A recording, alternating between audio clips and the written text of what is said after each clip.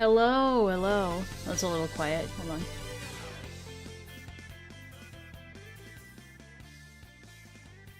That's better. How's it going? I know it's been a while again, and I'm not gonna keep apologizing for, like, not streaming, because if I don't feel like it, I don't feel like it. But hey, it's good to see everybody here.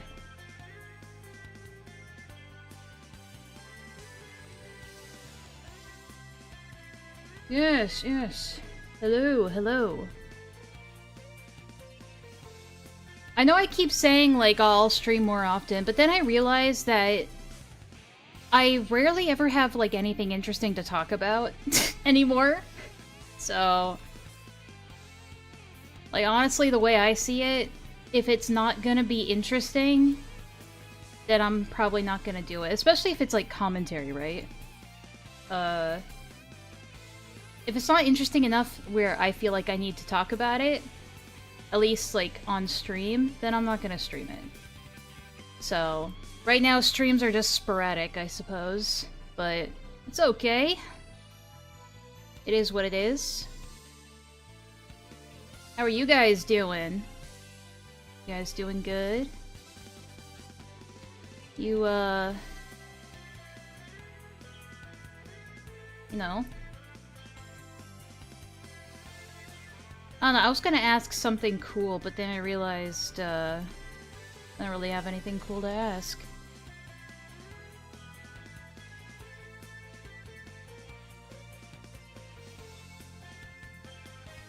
All I'm hearing is that you're a liar. Wow. That's kinda rude. After everything we've been through. You're chilling, obviously. That's good. That's good. So have I.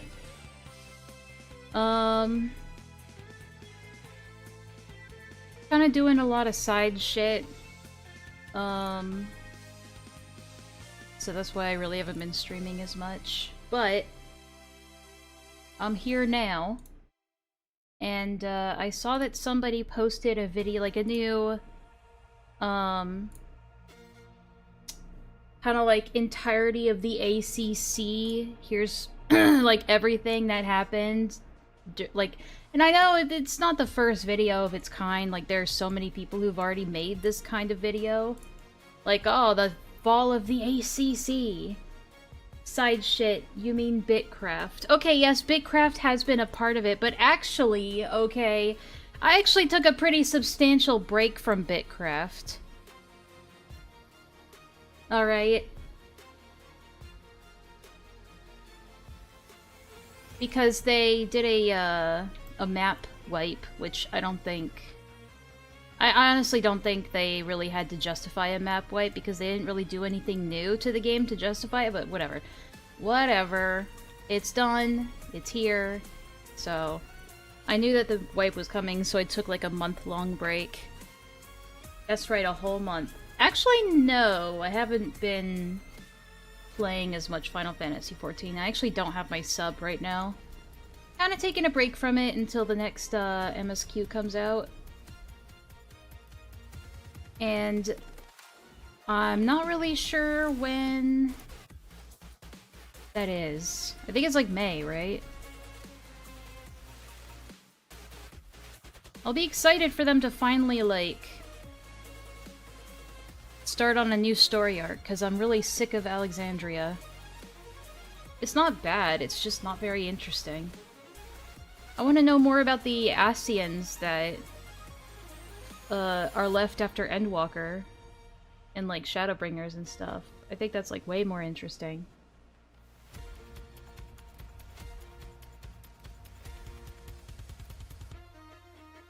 I've also been playing League. Oh, and, I've been playing Baldur's Gate 3 again. Because I played it with Villa, and then Villa started her own solo campaign, and then I was like, damn it, I want to do my own solo campaign. Playing what? Weed? Good one, Cliff. That is so funny! Do you write these down? Wow. Okay, Anyway.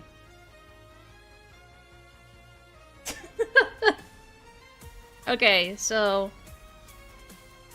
Also, I haven't started drinking my coffee yet, and I really should be.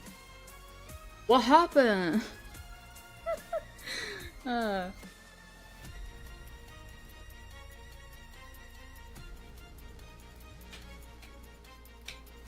Read the fucking title, you dumbass!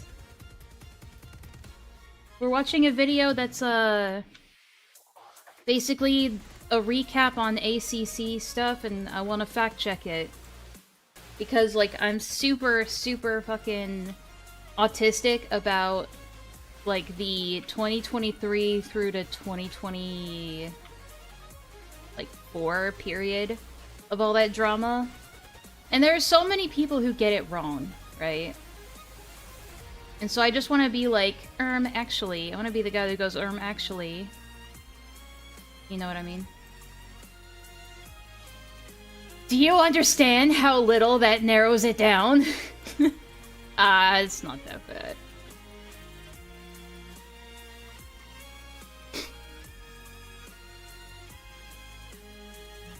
But, it's a pretty... It's not from a significantly large channel. This channel only has, like, 500 subs or something like that.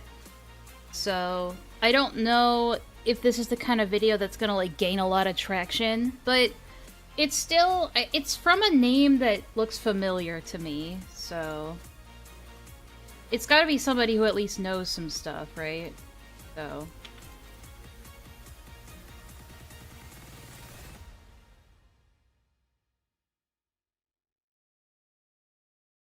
Well, I don't know if this person specifically was, like, in the trenches, you know, but I guess we'll find out. Anyway, we'll get to the... Also, I'm trying something new, alright? We'll do this to spice things up a little bit. It's March. Figured I'd have a more March theme. You guys let me know what you think about it. Oh, also, let me see. I'm also playing Bitcraft, so...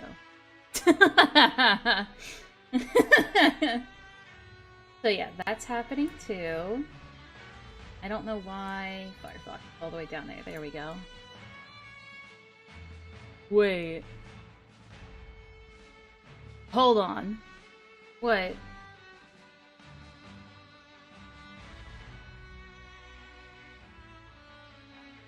What's up, Distression? I've seen that name before. I have too, right? I just can't remember from where. So, that's what I'm probably gonna find out. Anyway, we should just get to the meat and potatoes of it. Right? Also, I gotta turn the audio back up. Guys, you'll never believe it. They fucking... That's too loud. They fucking added, wagon sound effects. I cannot believe it! I knew! It's amazing! Alright.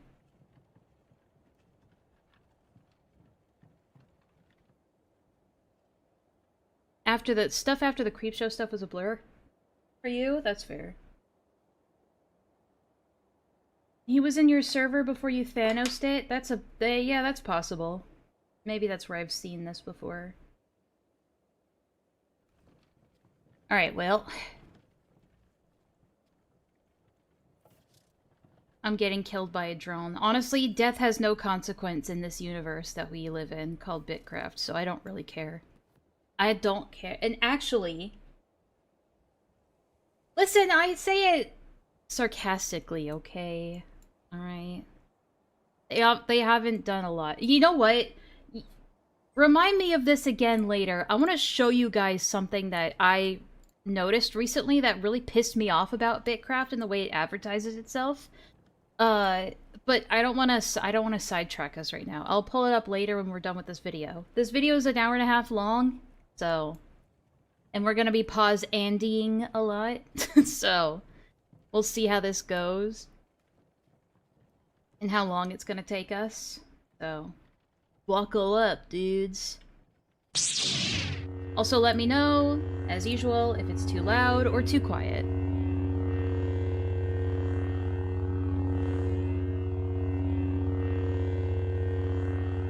Obligatory Rain phone number. Of course.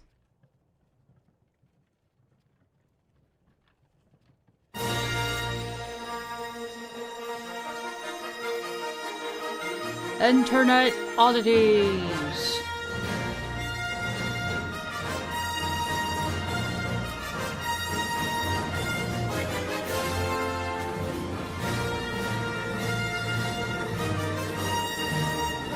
Is this loud for anybody else? This feels loud to me.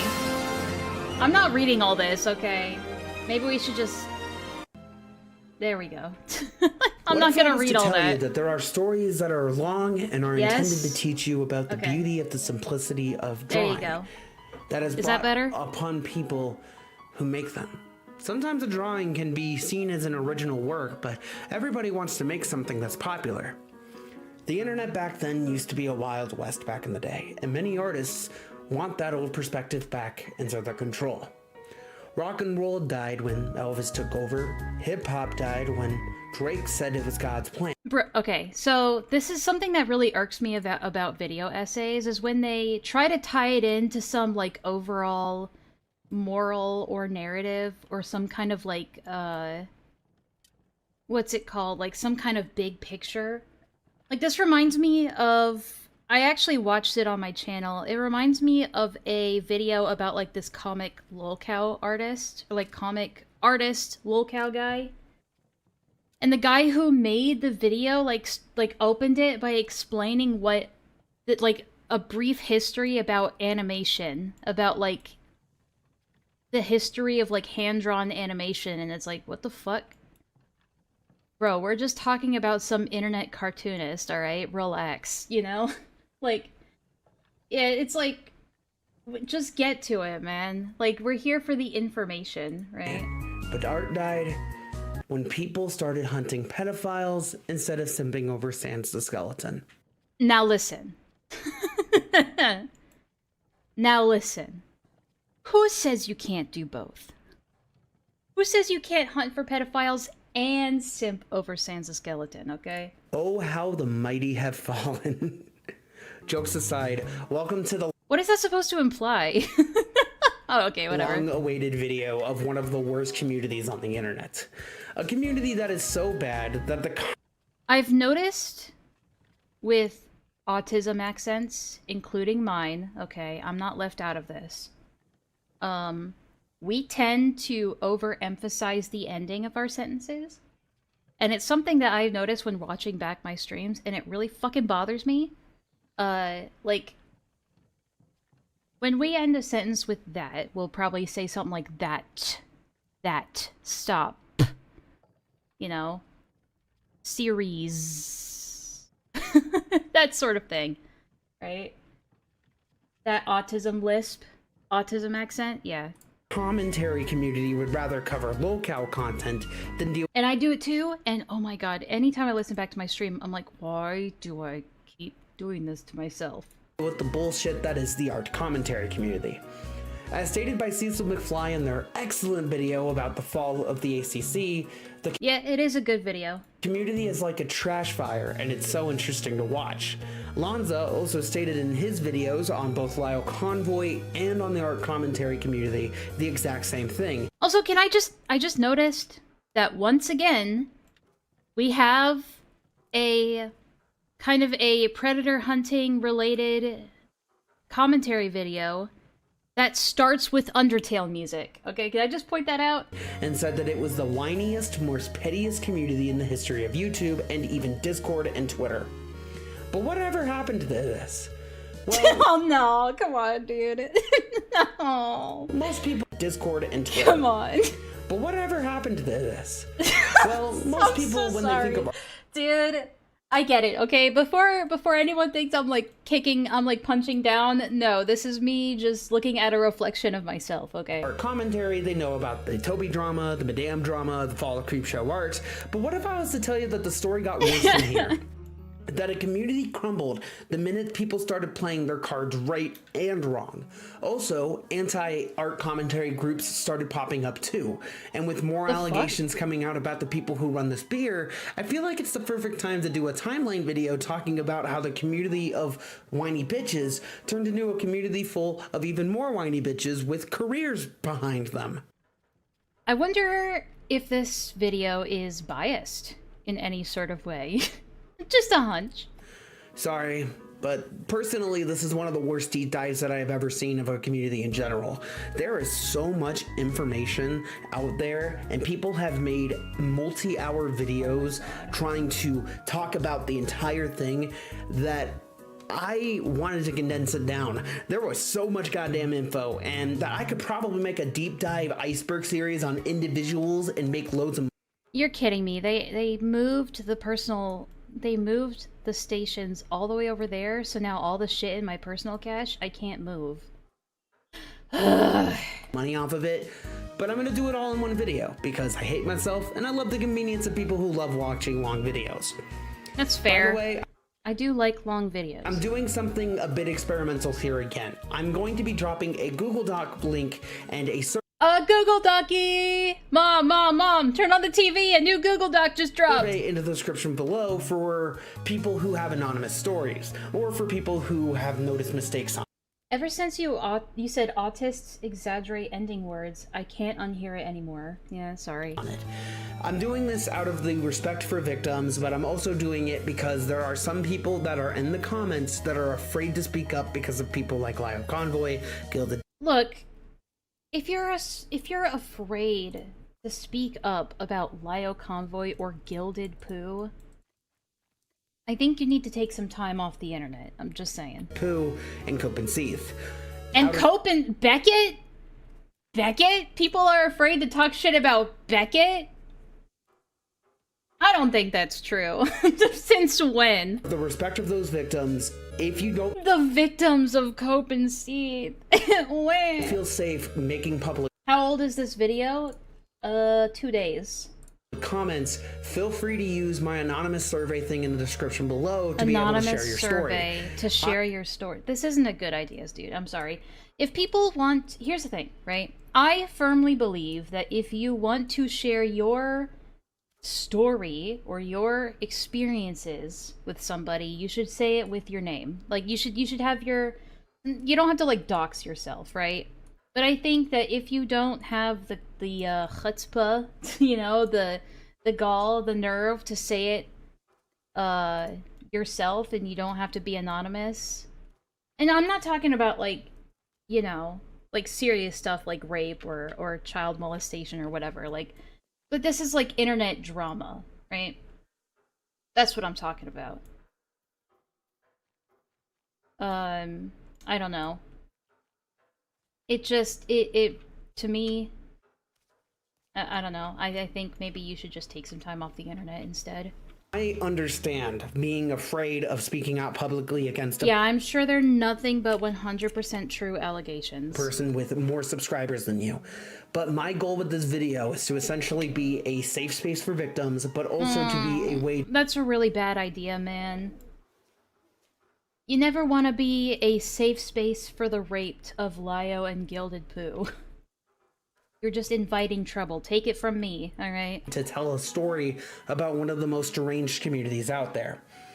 Something else that I want to bring up as well is that Exactly, Destruction. A lot of us, like, a lot of us have negative experiences with these people, or about these people, but we also have the maturity enough to know that you just say, you know what, it happened, it was bad, those people suck, but I'm moving on with my life, right? It's not, I'm a victim, right? Most of the time, it was just people being shitty to each other, or one person being shitty to another. In the grand scheme of things, it doesn't matter a whole lot. I'm gonna do something a little bit different than most of the YouTubers that cover this stuff. I will not be including any audios of any of the calls that I will be talking about today. Why? For the safety of the victims? Huh?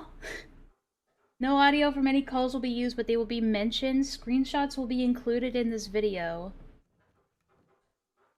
Goat Cato doxed his wife? It wasn't Goat Cato that did it. It was Vlad Kumo and some other people, or... I know that it wasn't... It's a stretch to say Goat Cato is the one who did it. Because it's more likely they got that information from other people, from, like, lesser-known sources, and just sort of blasted that shit, or shared it with a friend, you know? My bad, oopsie! It was me! Spoilers, apparently he got some info wrong. Well, we'll see. The reason I am not including any of the audios in the calls is because, one, a lot of the audios are very hard to follow and very hard to understand. No, you just didn't want to take the time to edit them down into something that would be cohesive and relevant. That's why. I know, because I do it too. Two, that contain disheartening comments and disheartening audio towards people who have been screwed over.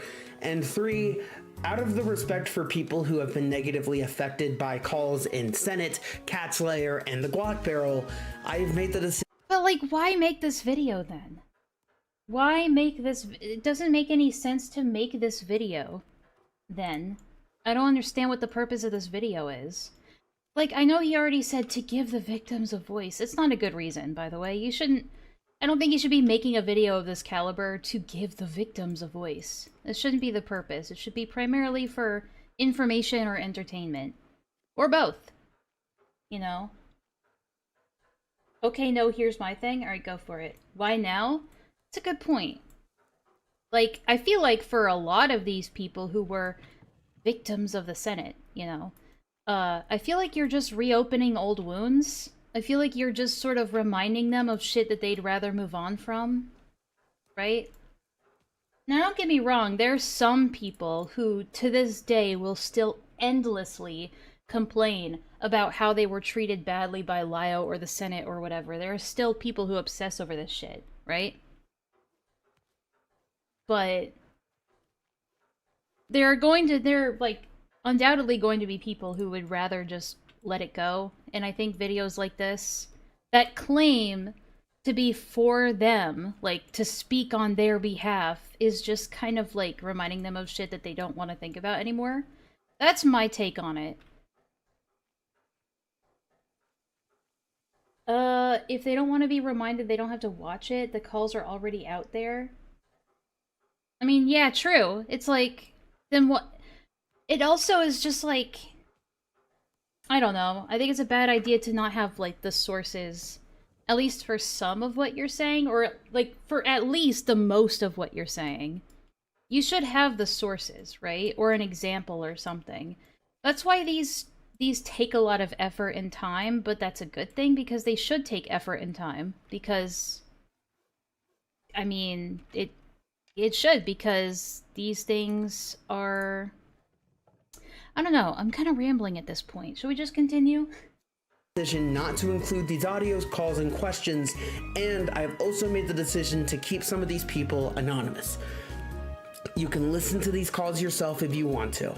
Also, since we are going to be talking about serious allegations, as well as stuff containing stuff relating to minors, no illicit imagery will also be showed in this video as well, and will be displayed, not at all, for editing on YouTube.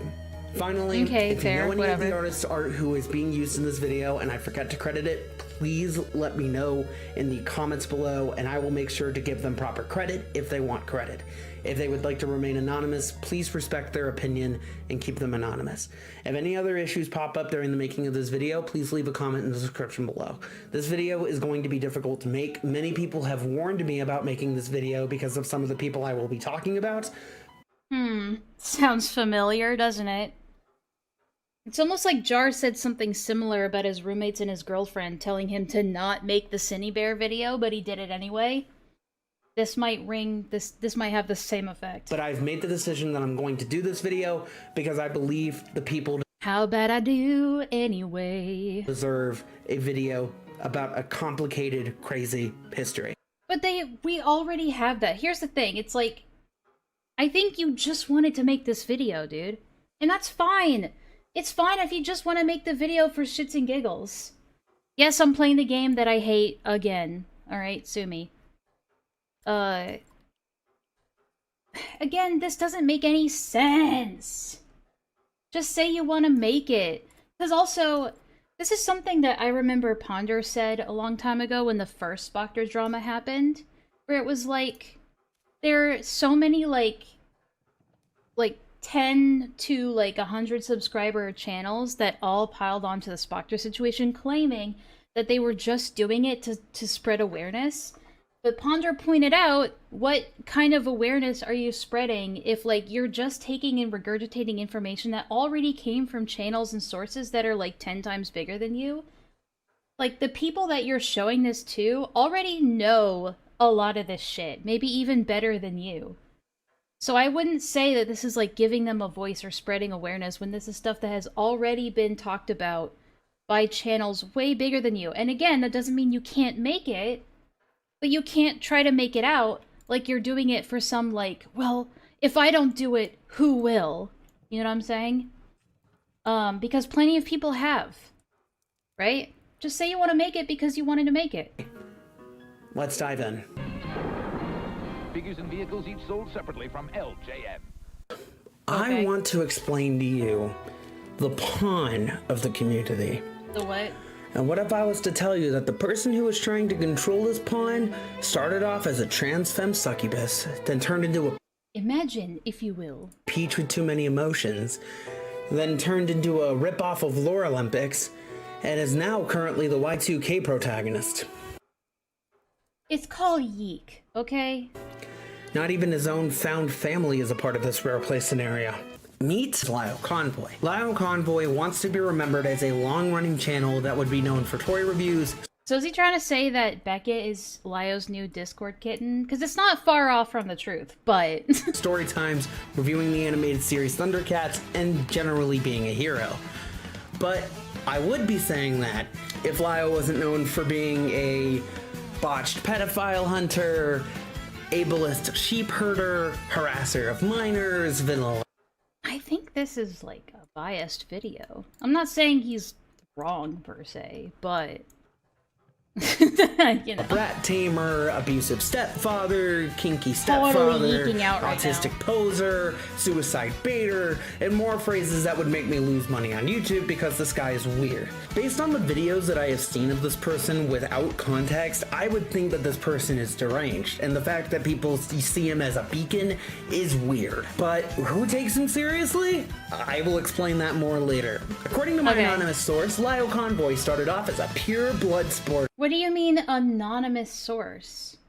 Also, what do you mean, according to my anonymous source, he was this on the internet? But it's like, if it's public knowledge, you don't really need to claim an anonymous source, because you can find this history that he has just out there.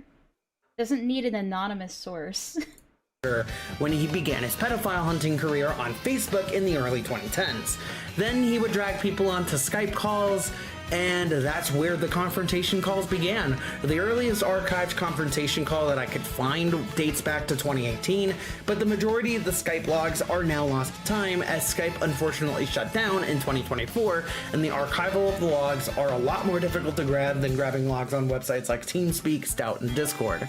Okay. The YouTube story of it actually begins in 2019, after Lio Convoy exposed a man of... I don't think I'm gonna have a whole lot to say on this, because this is that period of Lio history, you know, that I've never really personally been interested in. So, don't know. I won't have a lot to say about this segment. petty crimes for Star Wars toys. I'm not even kidding, this is a real thing. Okay, you can't say that when you started this entire video with a, like, Star Wars introduction, alright? You can't say that. You're not allowed to say that. In regards to the pedophile hunting career, the two earliest groups that I could find via archiving was the group Limbo, ran by controversial YouTuber FNGR, and Zoophile Police Department, which I will be bringing up over time. Like, why not just show a couple of clips from the Zoophile Police Department? Like, that would be something substantial to like show people, I think. I don't know, why not? FNGR and Lio Convoy would split due to some misinformation being spread by FNGR and some weird comments about stalking that FNGR made himself. Lio took accountability for this issue and moved away from the group. Zoophile Police would be the introduction to Monstrous, the right-hand woman of Lio Convoy. Okay. To give a simple TLDR, Zoophile Police was an old pedo hunting organization that started in 2020. The group was known for having people like Lio, Azura, Cass Warfox. I will say, does it feel like the background music is a little loud? It's like, I need to turn it down on my end. This is like... Fox and Monstrous. Guys, it's overstimulating. Within the group years later. Azura has not posted on the internet since 2022, and Cass Fox would get exposed for being a part of Fox Mafia and fucking up a pedophile case in 2022. This is why you leave it to the professionals. Lio is not perfect either, as starting in the at least 2020, Lio would be in multiple confrontation calls, which would usually lead to bullying, harassment, or doxing. Around the end of the Finger era and the beginning of the war of the terrible pedophile hunting groups would be the creation of the Senate, which is not created by Lio, it was created by somebody else. Wasn't it first Top of the Barrel and then Top of the Barrel and then the Senate? I think those are different. Spider-Man can handle. What so quirky. Spider-Man. What quirky transitions. Slithering out of the shadows for the very first time is Kraken Sarahfina, formerly known as Queen Sarahfina and more well known as Queen Sarahfina, a former ACC. Why didn't you just say otherwise known as Queen Sarahfina? You could have just said that. I'm just saying. YouTuber / pedophile investigator who would create the Senate. They have not been active in a while and some would argue that they are not relevant to the story, but they are. They actually created 2 Discord servers that are important to this tale. The Senate and the Guac Barrel. No, Guac Barrel came afterwards. Guac Barrel was like after March 2024, I'm pretty sure. Because that was like... That was like... Lio's and Vlad's like get back together server. Basically. Their connections are important as they are a longtime collaborator and friend with YouTuber That Creepy Reading, as well as another bad cop with Lio Convoy. Fun fact, Creepy Reading's video on Creepshow Art features Sarahfina as a speaker for another section of the video on YouTubers that need to be deleted. But let me explain the differences between the servers. The Senate was a front and was essentially created as a place where people can have a front for what? What do you mean a front? A front for what? Ethical debates while harassing pedophiles. This became the official hush box for Hopeless Peaches and their friends after Sarahfina gave control of the server to Lio. Guac Barrel, or Top of the Barrel as some people refer it to. Well, yeah, I think that's where the confusion comes from, because it's named after Top of the Barrel, but it's not the same server. Are where the in-between calls happen, the behind-the-scenes stuff. Yeah, I don't think this guy knows what a front is. Many of the main calls would happen or would eventually get leaked here, and many major changes would also happen as well. This was not the only thing Sarahfina did, as Sarahfina would go after and troll other servers, and would even go after infamous troll, Gilded Pooh. What the fuck? Meet Gilded Pooh, a YouTuber with a controversial past of not giving a fuck. It is related to a dolphin and a horse. If you know... That's Baiji. That's Baiji, not Vlad. That's fucking Baiji. You know. Before he shot the terabyte drive, Gilded Pooh was in possession of zoophilia, gore, as a form of trolling. Most people within commentary would be critical of taking his words at face value. Gilded Pooh is nowadays known for being a common collaborator with Cope and Seethe as well as Lio Convoy, but back in the day, Lio Convoy. he was a hardcore bloodsporter and a troll who was known for being just an asshole and being proud of it. Queen Sarahfina and Pooh would go back and forth a little bit with Lio Convoy jumping into the fray as well. Due to a raid on the Senate, and after a confrontation call, Lio and Pooh would end off on good terms for now. But bad blood would build up between these two, as the new Senate was forming around Lio, and the backstabbing comments around Pooh in 2022 and 2024. But enough of that, let's see where— I don't know why people can't just say Gilded. Why do they have to, like, go to Pooh? Just say Gilded. Where our heroes of the ACC left off. Alright, I have a feeling these I have a feeling these, what do you call them? Intermissions? These little brief, like, segments here, these transitions are gonna get old fast. Who is one syllable? During the Madame Fair. drama, there were two sides forming within the ACC. One that was surrounding Creepshow Art and Madame, and the other that was surrounding Helpless Peaches. The mainstream would get to see the fall of Creepshow, but The thing is, he goes into a lot of effort to explain who certain people are, but not others. Like they haven't really explained who Creepshow Art is. They haven't explained who a lot of these other people are. But, like, I'm not saying that you have to explain who these people are in depth, but I feel like Creepshow Art is a more relevant catalyst to this story than Queen Sarahfina is, or whatever. what happened to Peaches and their group? Well, we'll go back to their downfall in a bit. According to Akumu, in his 9-hour video about the Yeah, wait, hold on. Who's Akumu? FCK, the group was made up around the Slumers drama with Lady Madame, who is known as the female Also, her name isn't Lady Madame, it's just Madame. Leafy at the time, but as both Toastify and Turkey Tom have clarified. The group would consist of many YouTubers and their friends. I will go over this list a little bit later, but to essentially give a TLDR, the server would be later known for sharing sexually explicit materials to minor, which I will not be showing for obvious reasons. Some of the experiences in the server are amplified in a video made by Teddy That Draws. It is on Lio Convoy's channel, but he did get permission to upload and request the upload, so go check it out right there. Fun fact, Dumpsville and LS Mark were both invited to the Fruitcake Club, but did not participate as they were only friends with Future Butters and Hopeless People. Why even bother mentioning them then? I don't think they're worth... If they didn't participate in the server, it's not worth mentioning here, especially if this is supposed to be just a TLDR, right? Just at the time, and they are not involved. Yeah, I know, in the story music at is all. so loud. But allow me to introduce the main culprit against the Fruitcake Club. Meet Akumu, a 21-year-old YouTuber who has been documenting. Let me read this. I don't like this font, by the way. The font isn't even, like, inside of the box. I'm sorry, I'm being very, like, critical right now. Akumu, 22. Why does it matter how... Okay. Profession YouTuber. I don't think that he is a professional YouTuber. Huh? Pretty sure he has a job outside of YouTube. Long-term thorn on the side of the ACC. The FCK at the time thought transphobia was more important than NSFW material at the time. Their words, not mine. Also, it's wrong usage of their. In the FCK since 2021, being the primary target for multiple videos being made on him, all because of a bad take on Slumers, a minor at the time who made an art commission to Madame.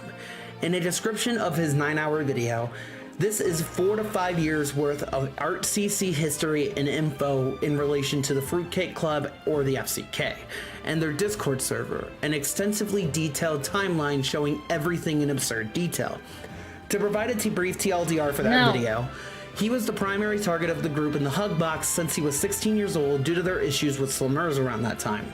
Multiple YouTubers would make videos trying to expose Akumu and his behavior and focusing on the core issues of his transphobia rather than focusing on Akumu's core issues, which was his issues with the group. A person by the name of Toasty and Vanilla would later encourage multiple artists, some of whom were minors at the time, to create NSFW art for them.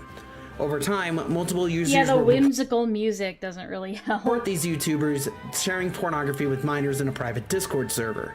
According Yeah, I saw that too, but I didn't want to bog this down by to Teddy pointing it That out. Draws, in a comment section of the video that was made, Toasty Vanilla would ask for their sexual preferences and encourage. Also, now the font is completely different. Well, I guess it kind of goes back and forth. Okay, I don't really... them We've been to over the draw FCK stuff NSFW 1,000 material times. on the server. Teddy was between the ages of 14 to 17 at the time and was pressured by people like Toasty to make lewd material. Some of these artists who are staying... The music is louder than me? Okay, let me go ahead and turn it down then.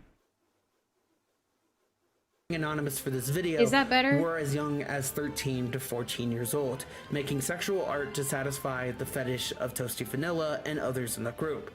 They would receive images of self-harm and other pornographic images as old as 30, and maybe... What does that mean? That the images were as old as 30, or that the people sending them were as old as 30? even more. Teddy would not like to be contacted with people who are a part of the FCK.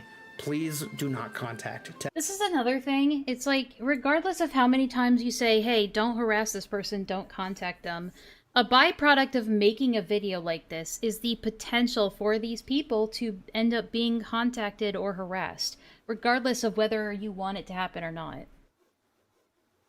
So, I mean, it gets harder and harder to justify this as a video that's for the victims, especially when you don't even know if most of these people want to even talk about this anymore, right? The Fruitcake You think captions are disabled? Captions help? Nope. Club would start going after Kumu more. I don't think auto captions would help much either, Because of his suspicion of the group. Additionally, more people would start to gather information on the group to the point that the logs were given to Lio Convoy back in 2022.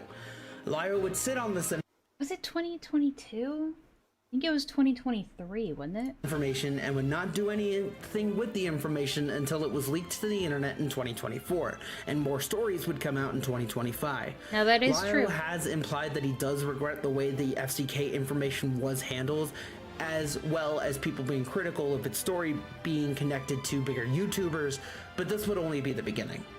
Put a pin in this section, as it will be important for later. Okay.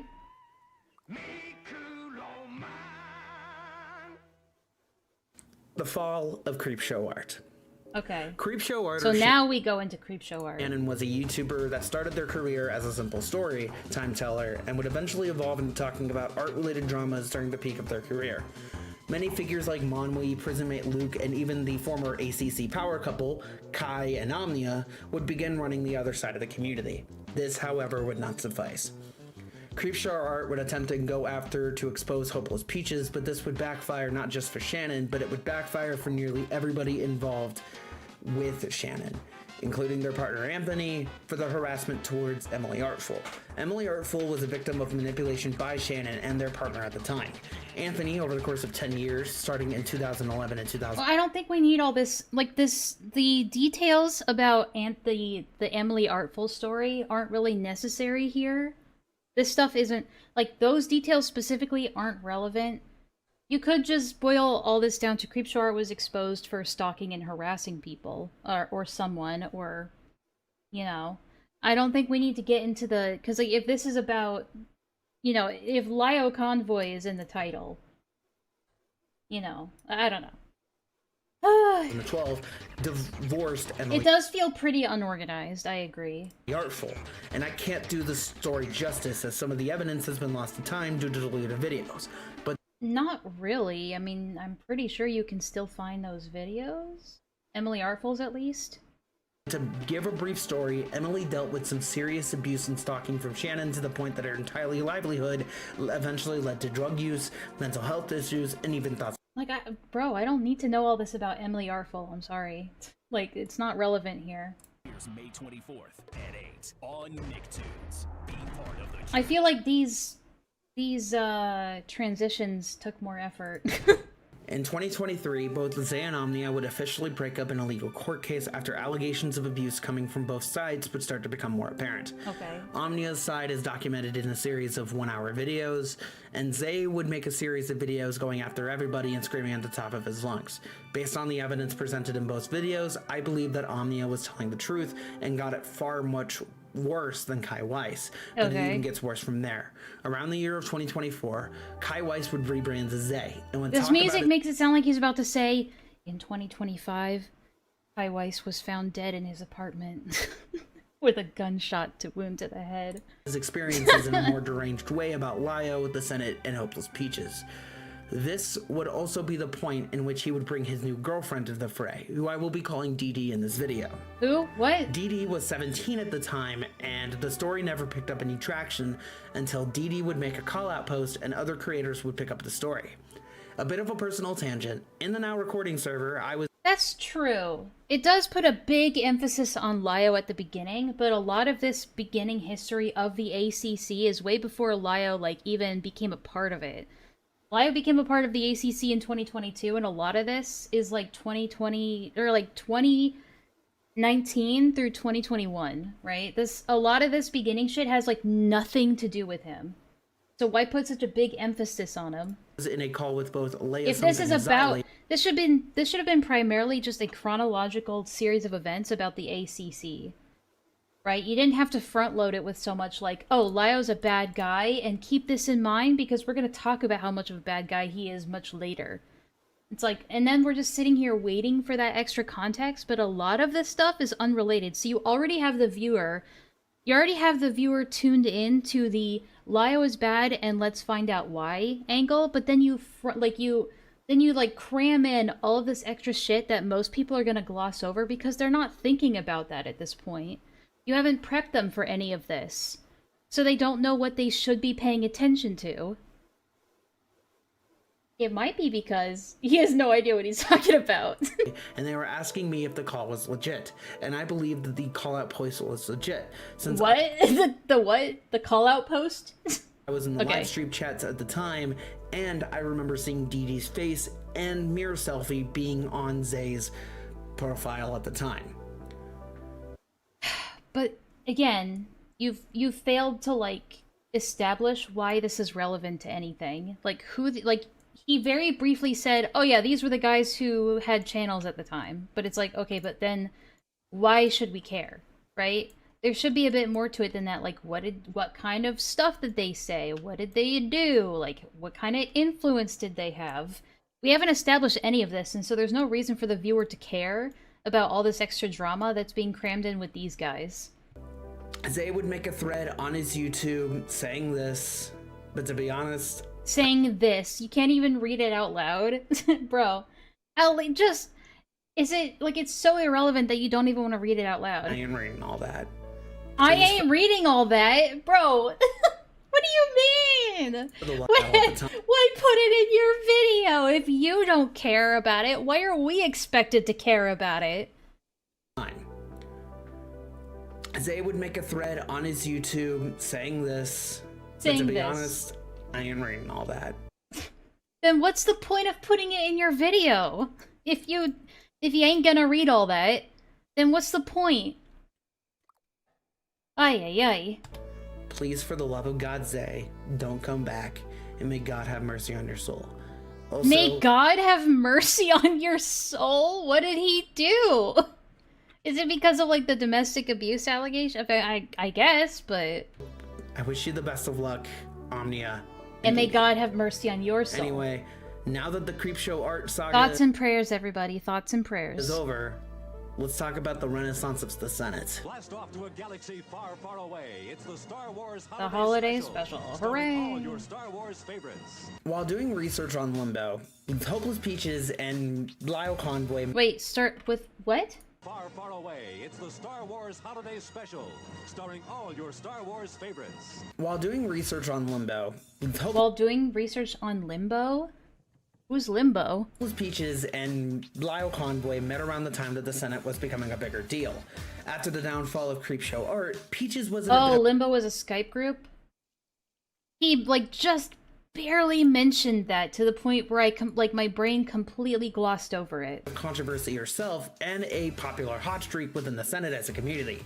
Peaches was seen as a figure, but the mainstream was not really... She was seen as a figure. A figure of what? We don't know. ...really accustomed to the bullshit that was going down in the Senate. Before Peaches, Lio Convoy had already established his temporary found family, which according to Peaches... Temporary found family? I don't think it was meant to be temporary. Was not approved by his wife after all of the fallout. But what do I mean by find family? Let me provide context first. I'm not going to be going into any personal detail on this. I just want to talk about the found family. Tony. Mama. You look hungry. Come start your good breakfast with... I don't want to go into any personal details. I just want to talk about the found family, which is not personal. Kellogg's Sugar Frosted... So before we go into this, I do want to talk about Lio and Sarahfina's biggest accomplishment, which was the takedown of Pony community member Joshua Vita. Joshua Vita was arrested on... So again, this is another thing that really would have been good to involve when talking about... Like, this is where you can start talking about the Senate and top of the barrel and stuff like that, because this is the point in the order of, like, chronology where it's actually relevant, right? I don't know why he had to front load it way back here, and then forget about it for another like 10 minutes of other shit that most people aren't paying attention to. And then it's like, oh, back to this shit. But it's like, okay. But then now we have all that other shit that's going on in our brain, and we're trying to figure out how is any of this relevant to each other when it's really not. So yeah. I don't blame you for being lost. Thankfully, I'm not lost because I already knew all this stuff, but the average viewer who doesn't know this shit, which is what is, like, that's the intended audience, is for people who don't know this shit, they would be so confused right now. On computer crimes, which is what their main crime would be. He was actually arrested for assaulting a police officer, but they did add sexual exploitation of a minor to his record a little while later. When? I don't remember that. When did they add sexual exploitation of a minor to his criminal record? Did that happen? Because the computer crimes thing... The computer crimes thing was the thing that happened at some kind of, like, Comic-Con convention, right? Where you, like, doxed a lot of people's, like, information. Note to self, never talking about the ACC again. Lol, I will take the L. I had plans on doing this. And... No problem, man. Listen, my criticisms are gonna be harsh, but at least you can take it in stride, I guess. I will try to be nice. I will try to be nice. A bit of a fun fact, there was a subsection of the... I feel like it's fine to talk about this stuff if you want to, right? Nobody says that you can't talk about this stuff, but it's always good to, like, maybe run it past somebody who, like, or... No, stop. What? What? Oh, me being nice? I said I'll try! My Little Pony fandom at the time that contained pedophile hunters. Spanish Giovanni was a main commenter for the investigation 6 Okay, well. or 7 years ago, as well as being... How many years ago? How many years ago? Spanish Giovanni was a main commenter for the investigation 6 or 7 years ago. How many years ago? As well as being a general insight of how they operated. He seems weird, but that's just me. Anyway, Joshua Vita had 2 victims, and I'll be going over both of them here. The first victim was known as Jazz, according to an article made by Cinnamon Sparks on... You mean Jibs? You mean Jibs? DeviantArt. Yeah, it's always good to have a proofreader for these things. His first known victims that we were aware of... No, Jazz. Oh, okay. Was named Jazz. He befriended her when she was 13. Again, this is the stuff I don't really have a big... like, pool of info on, because this is stuff I just wasn't present for and didn't really care about. He was around 21 to 22. Since he had groomed her, and then they eventually got into a secret relationship when she was about 17, there would be nude exchanges, which is having and receiving child pornography. Jazz wasn't allowed to tell anybody about their relationship, or else Vita would threaten to kill himself. She was so scared, she hid this. Jazz was the first victim of Joshua Vita, with the original document containing evidence and the original confrontation call back on the earlier form of Discord, which can be found on Finger's channel. The Discord server that was under the investigation for it was known as Limbo, which is still active today, invite only. Mint Heart was the second victim. But I thought Limbo was the Skype group. According to the same DeviantArt article, last night, that being in 2020, publicly, it was found out that he had another victim, Minhart. He was actively and secretly pursuing her since she was 14. He was around 22, at the same age when he was grooming Jazz. They were in an on and off again relationship back then. He exchanged nudes with her, spoke sexually with her, and was obsessed with her overall. For an example of how disgusting Vita is, he asked Mint for the right before her 18th birthday so that he could see that underage body one more time. What? Mint just recently started distancing herself from Vita and came forward last night on a stream to expose this freak. Right before the stream, he messaged her and had left her house and was threatening to end his life by taking a bottle of pills if she told the truth. It does feel Mint like a called rough his mom, draft. and he did not take the pills agree. with him. He left them at home. According to her, this shows the absolute cowardice and the low levels he'd go to silence his victims. Meet Mint Heart. Keeping him anonymous for this video, but they are one of the 3 non-biological children of Lio Convoy at the time. That's a stretch to call them non-biological children, because it's not like this shit was in writing. That this was a found family thing. I mean, I know he says found family earlier, but it's always good to, you know, clarify. I think it's a bit of an insult to even call this person Lio's child in any sense. They were able to become an official child of the family over time. Mintheart would later transition and would have a terrible time, according to a now deleted interview with another former ACC YouTuber, Kumro, which was lost to time as What? And would have a terrible time, according to a now deleted interview with another former ACC YouTuber, Kumro. Coomer? Wait, who?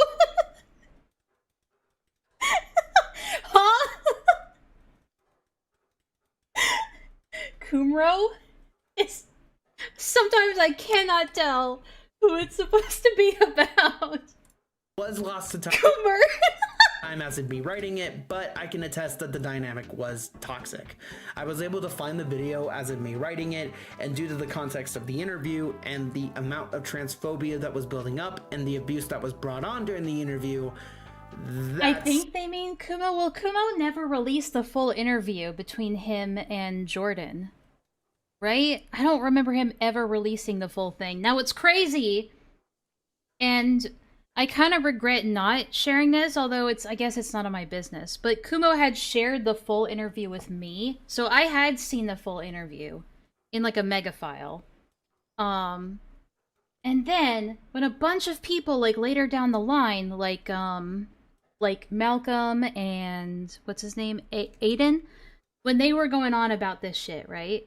I so badly wanted to fucking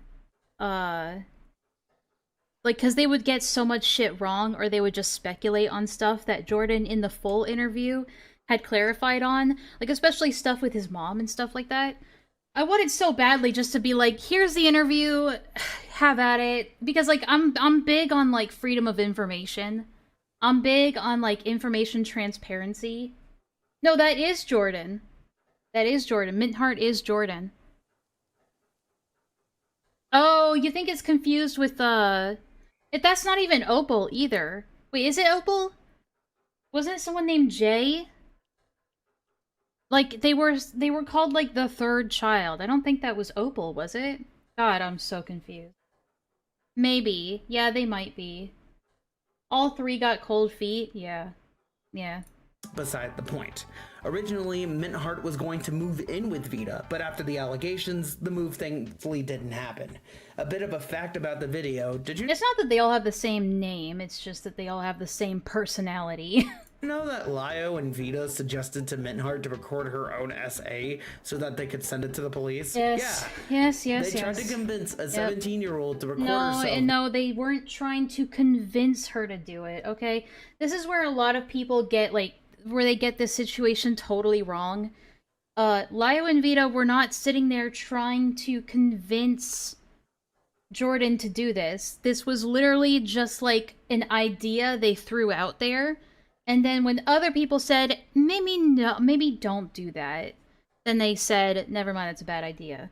I think at one point Jordan was around when they floated the idea, but they were never sitting there like, oh yeah, be sure to record it, Jordan. Be sure to record it so we can send it to the police. They as far as I know, they didn't do that. It was just an idea they floated around at the end of the day. They make it seem like they were just whispering, Saya. Saya, you must film your own sexual assault. But didn't well, yeah, he did defend it, right? I mean, you're fine, a dot? A doge? I mean, you're not the only one who completely misunderstood this situation. So many people are, because they want to sensationalize it. A doge. Seriously? Being taken advantage of by their mother's 30 to 40-year-old boyfriend. I wish I was making that up. That is a crime. So, yes. So what happened, and this is from my recollection of Jordan's retelling in the full interview, which again, most people have not seen. I've heard it. I remember this story, so take it with a grain of salt. What Jordan says happened is that one night, Dad comes in, touches them inappropriately. They're like half awake, half asleep, right? And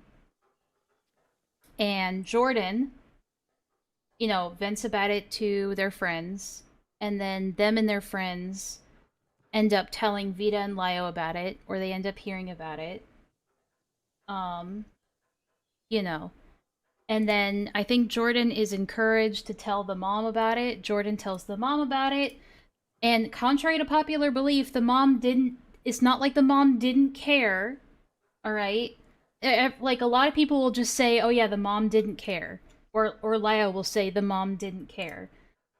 Jordan says what actually happened is that the mom did take it pretty seriously and kick the boyfriend out. Now, granted, the mom did not go to the police about it, but Jordan says the reason for that is because their home situation was very delicate and they didn't want to have to, like, move or worry about, like, having to go to a shelter or something like that. They didn't want... there was a lot of legal stuff involved that that the mom...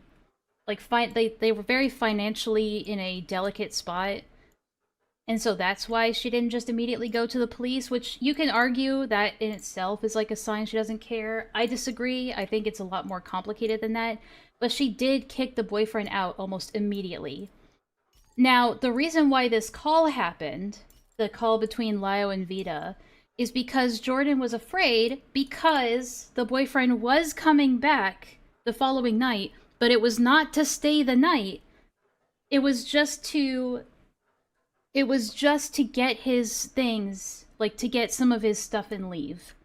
That's what Jordan says in this interview. But Jordan, being, you know, still a minor at the time, was very irrationally afraid that something was going to happen while he was there, and that's why he was hiding in his room, like, afraid of the whole situation. I think because of Jordan being, like, a BPD weirdo, like a drama addict, right? I think that Jordan may have exaggerated the circumstances of why the boyfriend was coming back, maybe, and they misunderstood and thought the boyfriend was staying the night again, which is understandable. Again, this is just based on my own recollection.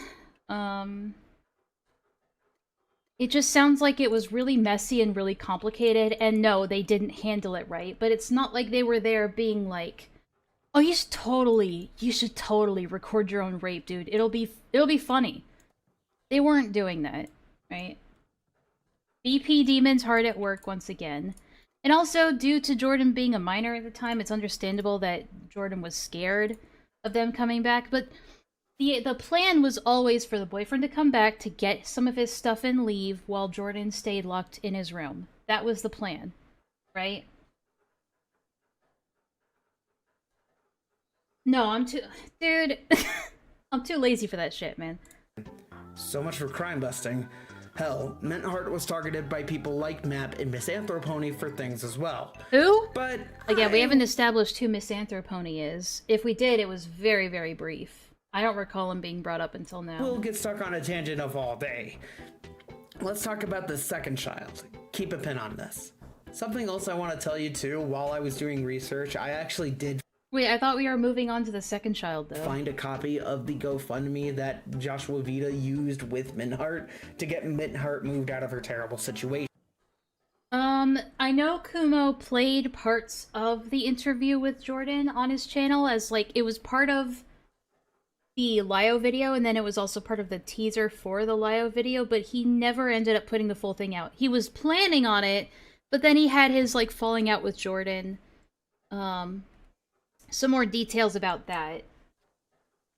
Kumo felt, and take this as you will, Kumo felt betrayed by Jordan because Jordan got cold feet with, like, exposing Lio and stuff like that. He felt like he was thrown under the bus by Jordan. And so he wasn't communicating with Jordan anymore, and Kumo no longer wanted to put the interview out. That's what happened with that. So that's why the interview never actually came out in full, like it was supposed to. It is still up to this day. You can read it yourself. It contains old, outdated information, so please be aware. Nintendo cereal system is a super part of this nutritious breakfast. Nintendo, 2 cereals in 1. Wow! Listen, anytime I see those, I just think of Nostalgia Critics commercial videos. That's all I can think about. Patchwork Heart. This is going to be digging into lore about other creators, but I'm going to be bringing... You know what's funny? Patchwork Heart is the one who made the background art and the chat background art for my stream. and I haven't stopped using it because it looks nice. Fuck you. Up the Brony Civil War. I'm being serious.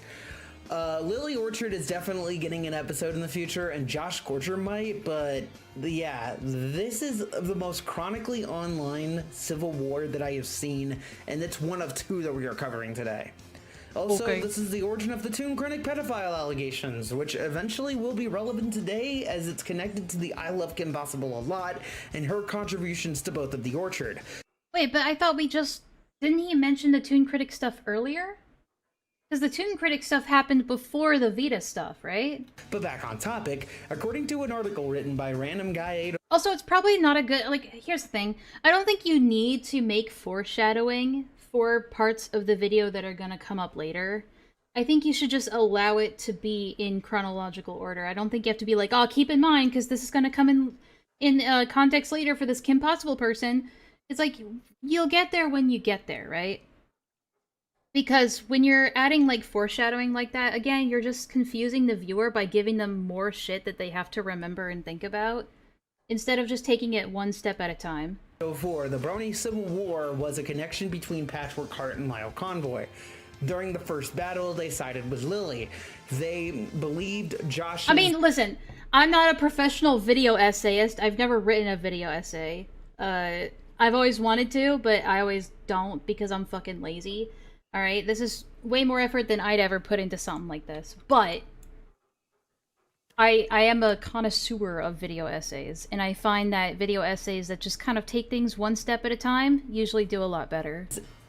In action, in... A video essay is an essay turned into a video.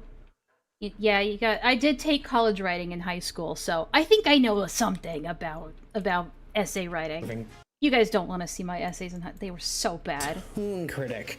They were also multiple victims of Tomb, who chose to step forward. Patchwork Heart, Minikage, and Sister Sega, just to name three of the biggest names.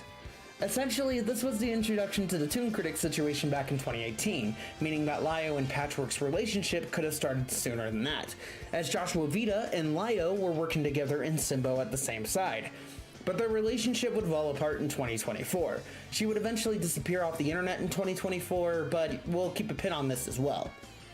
The final child that I want to bring up is Pastel Opal, the third child that was brought in around the same time as Patchwork, as she was a former associate of Lily and was also being thrown into the whole Toon Critic thing. But before being brought in by Lio and his wife, Opal would not be in the residence long and would state that Lio was a good father figure and actually helped them get back on their feet. Please. Yeah, and then he used Opal as a weapon to, like, corner Jordan. That was funny. That was a thing that he did. Do not contact Opal. But we got one final child we need to bring up. And it's all on their own. Hey, so editing ADOT here. Okay. I'm just giving you a heads up. I forgot to mention the Poppy and Zaid thing in it, and it essentially threw Patchwork out of loop and made Patchwork work worse during the whole Lio Convoy apology video thing. I forgot to mention it. I'm just going to put Enlaa, a little adopt me. note here, and yeah.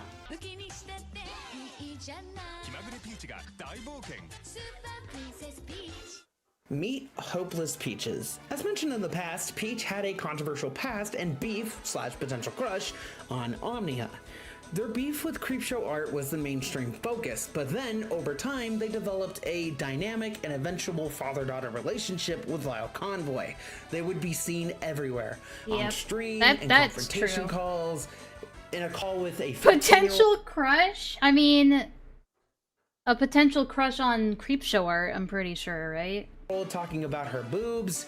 I'm not even joking. Peaches would go and later on make jokes about age regression around Lio. Whoa. Whoa. I don't think it's that kind of age regression. And it would be brought up amongst multiple people. And my furson is cute. Thank you. would have to semi-agree. I'm not a furry, by the way. According to the Cleveland Clinic, age regression is when you act younger as a way to cope with stress. It can be voluntary or involuntary, and it affects both kids and adults. Yes. Sometimes it doesn't last longer and isn't anything to worry about, but other times it can signal deep mental health issues. Yes. Support, therapy, and medication will help you management. This is also known as a paraphilia. Pedophilia and zoophilia fall into this. Oh, no, wait, hold up. I wouldn't say it's also known as a paraphilia. It can also be a paraphilia, but those two things, yeah, hold on, let's back up a little bit. As well, but the type that Peaches has is paraphilic infantilization. Well, okay, in theory, I don't think, honestly, if you ask me, I don't think Peaches, I mean, she might have had a sexual fetish for, like, age regression stuff, but honestly, if you ask me, I think overall, it just, it was just her, like, her best way of getting attention, I think. I think a lot of people just use age regression shit to get attention, that's it. Which essentially means that it is an extreme version of age regression, or it can be used in a sexual sense.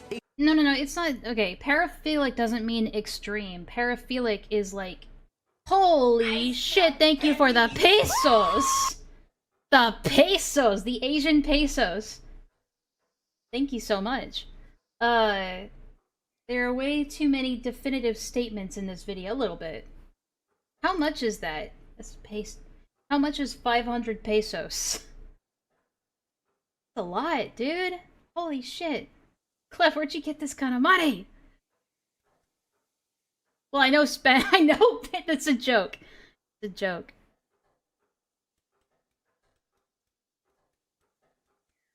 Well, yeah, it's also hard when trying to explain how BPD people work. Because you got $8-ish.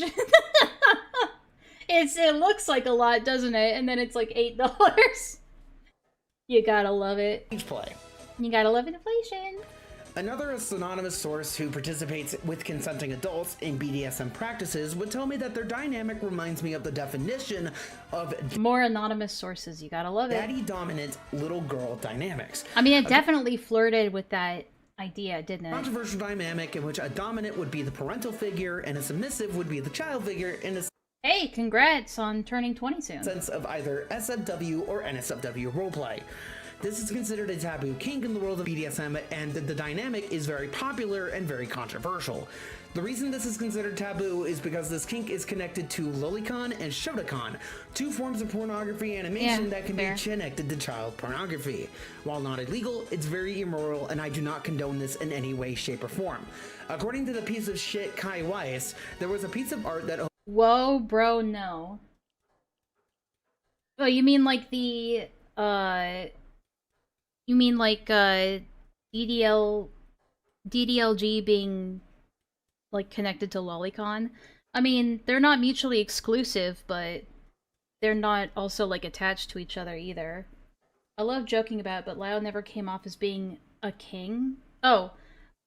I mean, here's the thing. It flirted on that on Peach's side. Right? I think Lio's was non-sexual, but I think Peaches might have got off to it a little bit, let's be honest. Hopeless Peaches made in a similar style to Lolicon that was Hopeless Peaches and Omnia together.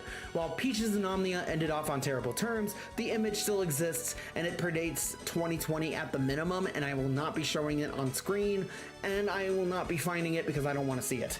Peaches was a modern... Okay, hold on. Let me back up a little bit, because I do need to clarify this part. Kai Weiss, there was a piece of art that Hopeless Peaches made in a similar style to Lolicon that was Hopeless Peaches and Omnia together. No, okay, so I've seen this image.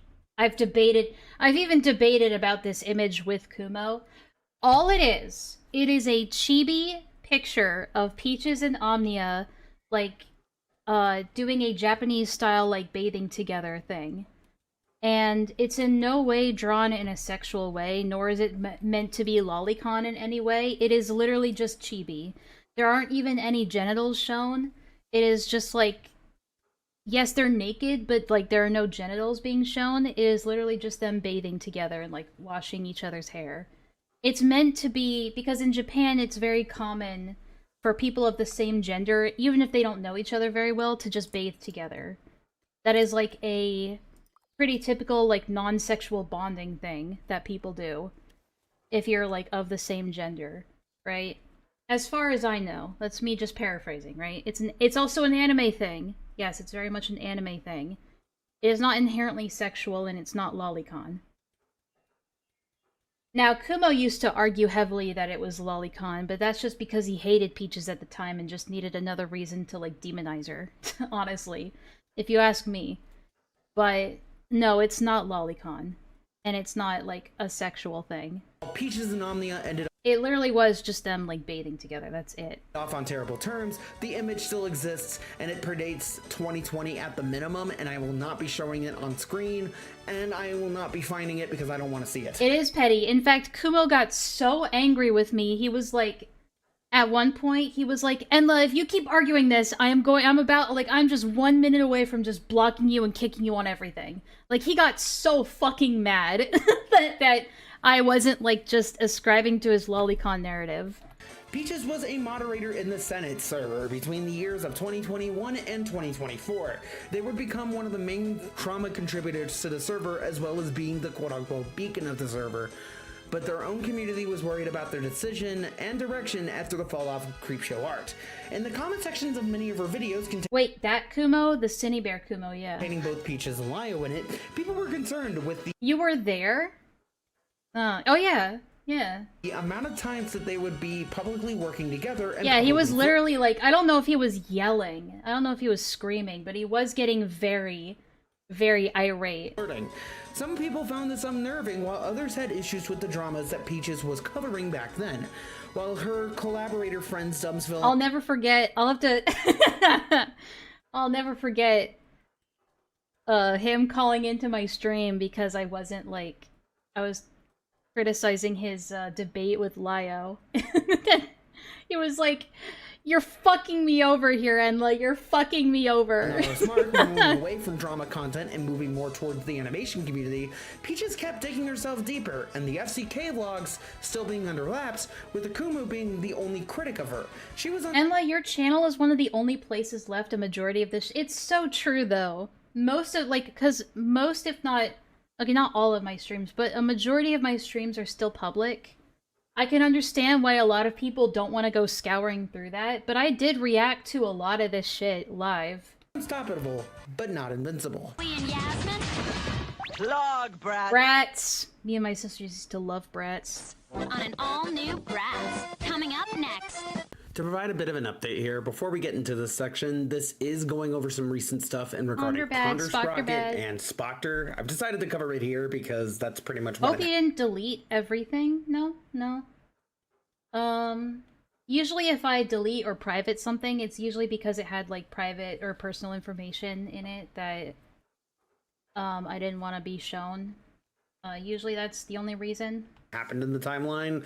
So if you're wondering why it's not popping up in 2025, this is why. Anyway, on to the next section. So I'm gonna make a brief TLDR on this. Spectre is a creep. The drama was mainly fueled as an act of revenge by Hopeless Peaches, with the story of Spectre having an image of a 14-year-old when he was 16 and not getting rid of it until he was 18. While I do not condone his actions and behavior, I need to bring this up because this is one of the main players in the story of the Senate, and Ponder Sprocket, another ACC YouTuber, would basically be exposed themselves in 2025. According to a video by Toastify, Ponder and Spectre would occasionally essentially collaborate to make sure that this drama was a nothing burger in general.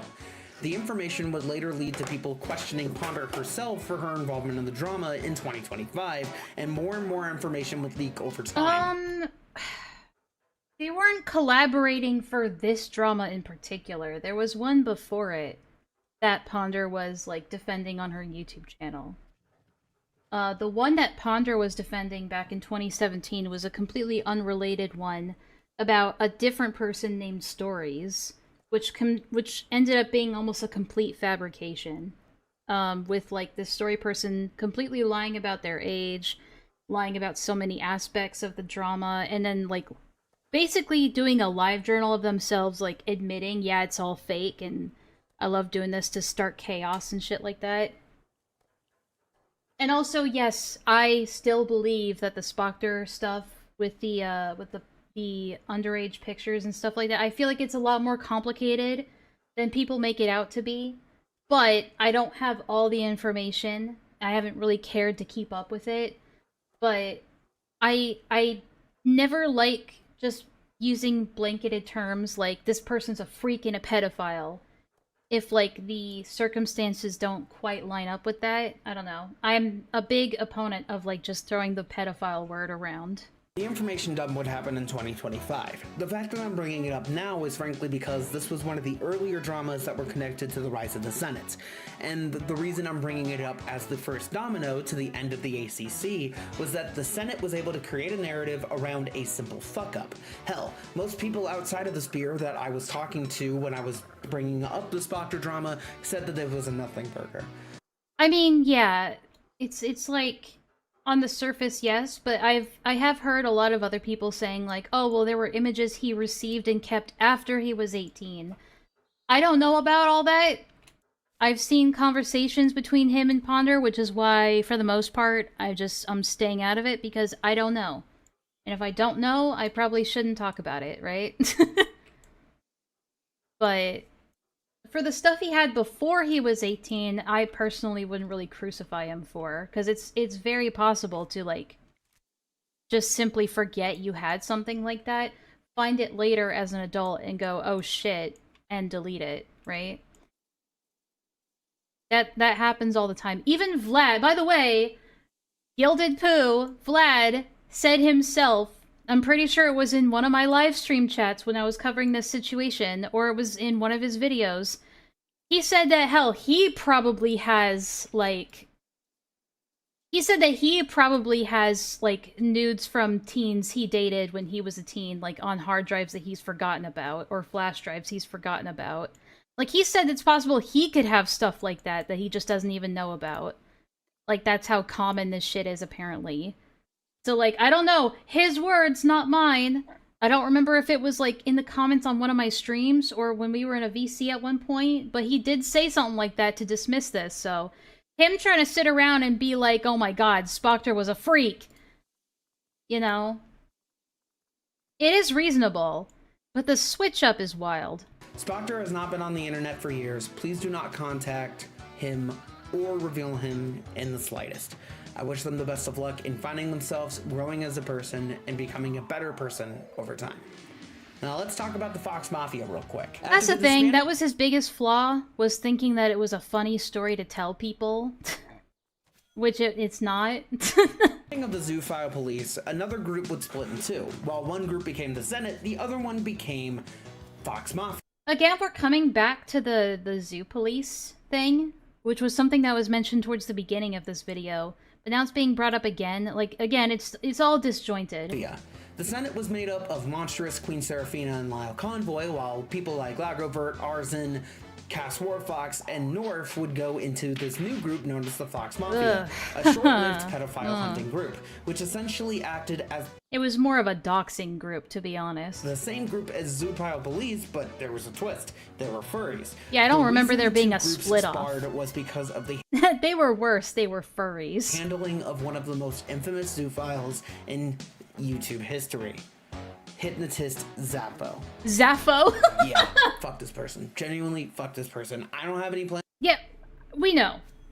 I don't think you need to pause the entire video to go, by the way, guys, this person is bad.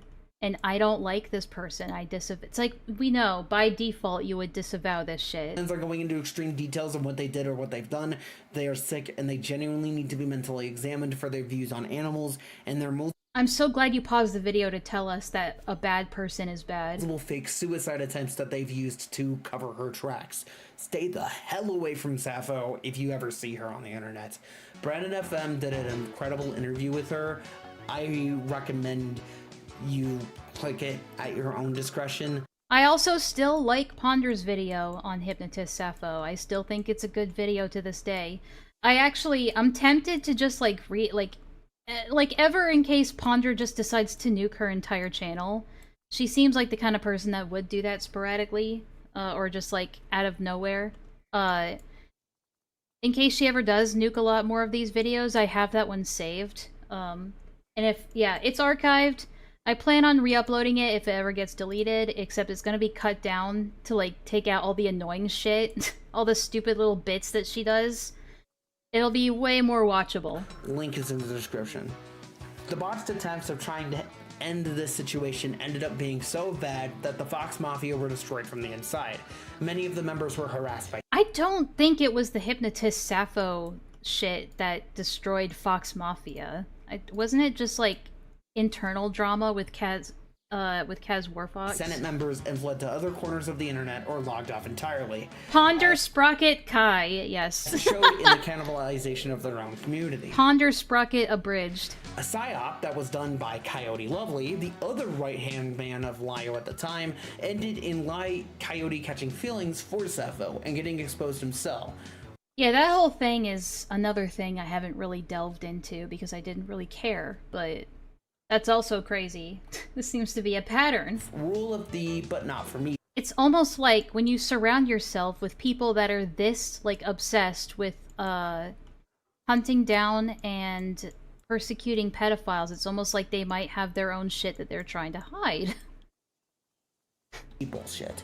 The second domino was dropped, but Lagobert would explain his time with Lio Convoy in his own video as he was a part of Fox Mafia at the time. Essentially, he was a member of Fox Mafia at the time, but because how many times are you gonna say he was part of Fox Mafia? Lago did not like Peaches, Lio targeted him. Lago had made... The thing is, I wouldn't say... I think it's a stretch to say that Lio is still pedophile hunting. He has a habit of calling random people pedophiles, for sure. But that's not the same thing as pedo hunting. That's just him being a fucking moron. Made a video on NSFW Steam games. Like a petty bitch moron. Tried to frame it as associating with sexual deviance. Now he is considered a threat to the Senate. Lago would also state that he does not believe Lio can redeem himself. Go check out his video for a first-person perspective on the Fox Mafia drama. If I screwed any of that story up, the Fox Mafia drama was mainly Lio-based, and it was very hard to follow. Also, I have made the decision not to play any of the calls using Lio with his dad voice, because it would be... What? I mean, you've decided not to use any audio anyway, so why even make this disclaimer? Can you guys... I made the chat a little smaller, but can you guys see it? Oh my, this snapping frustrates me so fucking much. Anyway.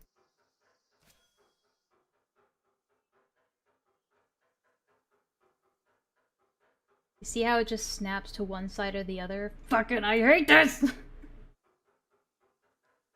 Be seen as more funny than serious, and this is a serious topic. What? This is supposed to be a serious video? But you started this with a Star Wars bit, with a whole ass fully edited Star Wars bit, and then you have these like comedic commercial transitions, like transition cards. Like what? The tone is all over the place. And why does he have to go so hard over an internet bitch? He has a wife at home. Now I need to rewind this. It shows said wife. That's definitely his back wife. to 2022.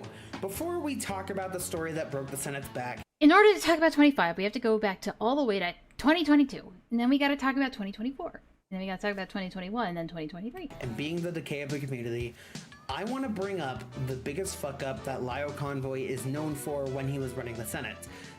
Please don't tell me it's the Rosa call. Since some of these calls are anonymous and this woman became a public figure, yet she does not have the same brain capacity.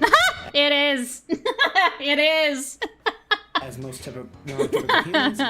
I want to introduce to you the story of Necropon, Star Giant Productions, and the infamous Rosa call.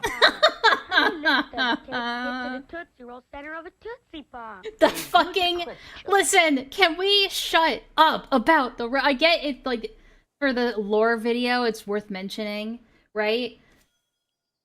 But everyone keeps treating it like a smoking gun against Lio. And yes, it's bad, but it's not even, like... It's not even in the top 5 worst things he's done, in my opinion. Let's find out. Baby's first Lio lorer. If there's anything I can't stand, it's a smart owl. If I don't get an honorary mention in this segment, I'm gonna be pissed. Okay? Because I was one of the first. I was one of the first to cover this call on live stream. And that is how Omnia saw it. And then Omnia started spreading it around. Okay, if I don't get an honorary mention, I'm gonna be pissed. Most people know about the Necropon situation through a video that was done by the mysterious Mr. Enter, who originally wanted to uncover the world of Star Giant Productions. The turning red 9/11 guy, yes. Classic. And Lazy Bedhead, who would do an investigation of her own and put more eyes on it. But to provide context, Mr. Enter was a cartoon reviewer known for the animated Atrocities series. But why do we need to know who Mr. Enter isn't involved in the Star Giant? Is he? Am I wrong here? He had multiple editors, but Star Giant Productions okay. I guess. Was criticized for her terrible editing. And but I don't think it's relevant to know that Star Giant was an editor for Mr. Enter. I don't think that's relevant. was fired due to multiple complaints that came outside of Rebecca's group and both within Rebecca and Enter's team. Later in 2022/2023, Enter would begin to work with the Senate and Lio Convoy to do some investigation works due to their connections to the man named Phineas, as well as due to their connections with Star Giant Productions. While this story gained a little bit more traction in later years, this would not be the main point of contention. Necropon, or Ariana Tibble, was a 30-year-old animator/commissioner who used to work for the likes of creators like Phantom Strider and Star Giant Productions. Please do not contact Phantom Strider. Another new member of the Senate would make a confrontation call with Neko, and she would reveal everything, getting sexual in a VC with a minor and messaging them too. Okay. That's where the story should have ended, but it got worse from there. An email would be sent out to both Phantom Strider and Star Giant Production about Tibble, and while Strider agreed, Star Giant Productions would disagree and would share the story with Tibble, and Tibble would go on an 8-month harassment spree against her own victim. Lio tried to force Star Giant to get Necropon out of their community, but Rebecca left. That's where it should have ended. But they fucked up the case even more. They decided to dig deeper, and they got their hands on one of Star Giant's moderators. That's actually not how they discovered Rosa and started going after Rosa. The reason why they went after Rosa is because they were already mad at Rosa. Because Rosa was beefing with, with Zaid. I forget what his name is. Fuck, Misanthropony? Right. Because they were beefing about Star Wars. And, like, they were, like, saying, they were, like, insulting each other back and forth, and Lio felt the need to defend his friend, against the evil, like, fucking Star Wars debater. And that's why they went after Rosa, and it's even pettier than you think, is what I'm trying to say. I don't remember, so this is like a chicken or the egg situation. This is a chicken and the egg situation where I don't know which came first. I don't know if they started...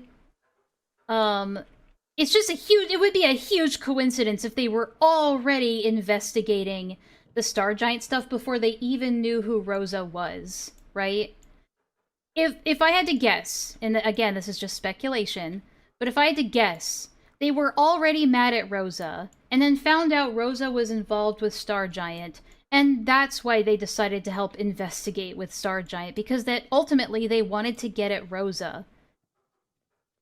I could be wrong, and I probably am, but if you ask me, like, otherwise it's an insane coincidence, right? It would be an insane coincidence that this person, like, they just happened to find this person who just so happened to be a part of something that they just so happened to be investigating. You know what I mean? Rosa. I'm going to be using a picture of the late, great Rosa the Otter to represent this call because Why? I will not play any part of this 4-part call. The call is terrible, and it made me lose any respect that I had. It's 4 hours, not 4 parts. For anybody involved and there's actually multiple Rosa in calls. it. Lio, in my opinion, is irredeemable. I don't care if he was a... I think that's ultimately what makes making an ACC video so hard to do. Especially if you're trying to make it all-encompassing, where it's supposed to, like, be everything. I feel like you're gonna have a really hard time doing that, because, again, the, like, ACC drama is one of those things where if you're not getting every single autistic, minute detail, you're wrong, right? Yeah, there were multiple, like, there were, 3, or, like, right? if I remember, there was one call, and then there was another call, and then there was a third call, and the third call is the infamous one. Yeah, there was also the Dib Rose call. I've heard parts of it.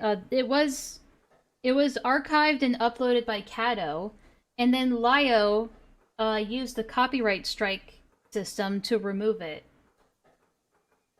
And then Kumo re-uploaded it, and then he deleted his channel, so it's pretty much gone now, so... Oopsies! But yeah, the Dib Rose situation was another one where Lio indirectly encouraged Dib Rose to, like, delete the illegal shit that he had and to like, run away. Essentially, like, covering his tracks, which was probably the biggest fuck-up in that situation on his end. It's not like he meant to do that, but that was ultimately, like, what he was telling the guy to do. You know? But anyway. But now he is the instigator, and Peaches was fucking drunk on the call. Kumo said it's Kumin time and coomed all over his channel. Yeah, Ponders Sprocket ended the call. She may be a bitch now too, but the fucking fact that Techno? No, I remember Techno. Techno is the reason why Lio even hated Cato at all.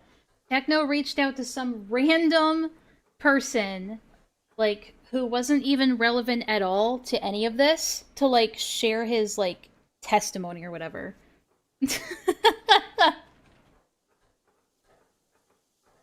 Yeah, Techno was one of the people beefing with Rosa at the time about stupid Star Wars shit. And Techno didn't want to come out with this information himself because he was a pussy. Is all bizarre. Cato reached out. Is that true? I don't think that's true because Cato said that Techno reached out to her. Because before that, Cato wasn't even really relevant to anything. And we're not talking about Goat Cato, by the way. This is a different Cato. This was degrading to Rosa on multiple levels.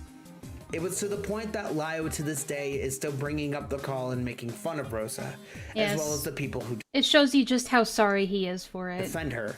Yeah, he apologized. Remember when Lio said that he repents for the way he acted? And now he's acting like that again and it doesn't matter? But that was so much for the repentance. After multiple people within Lio's new inner circle told him to. And he still... She was? I think that was after, in all honesty, Villa. But I don't know. We'd have to ask her, but it doesn't matter. Called Rosa a baby. Cato's doing other shit with her life. She's moved on. He still makes fun of Rosa to this day. May God have mercy on your soul, Lio. Please do not contact Rosa. I have heard behind the scenes... Also, wait, hold on. Wait. That's not even Lio. Isn't that Gallagher?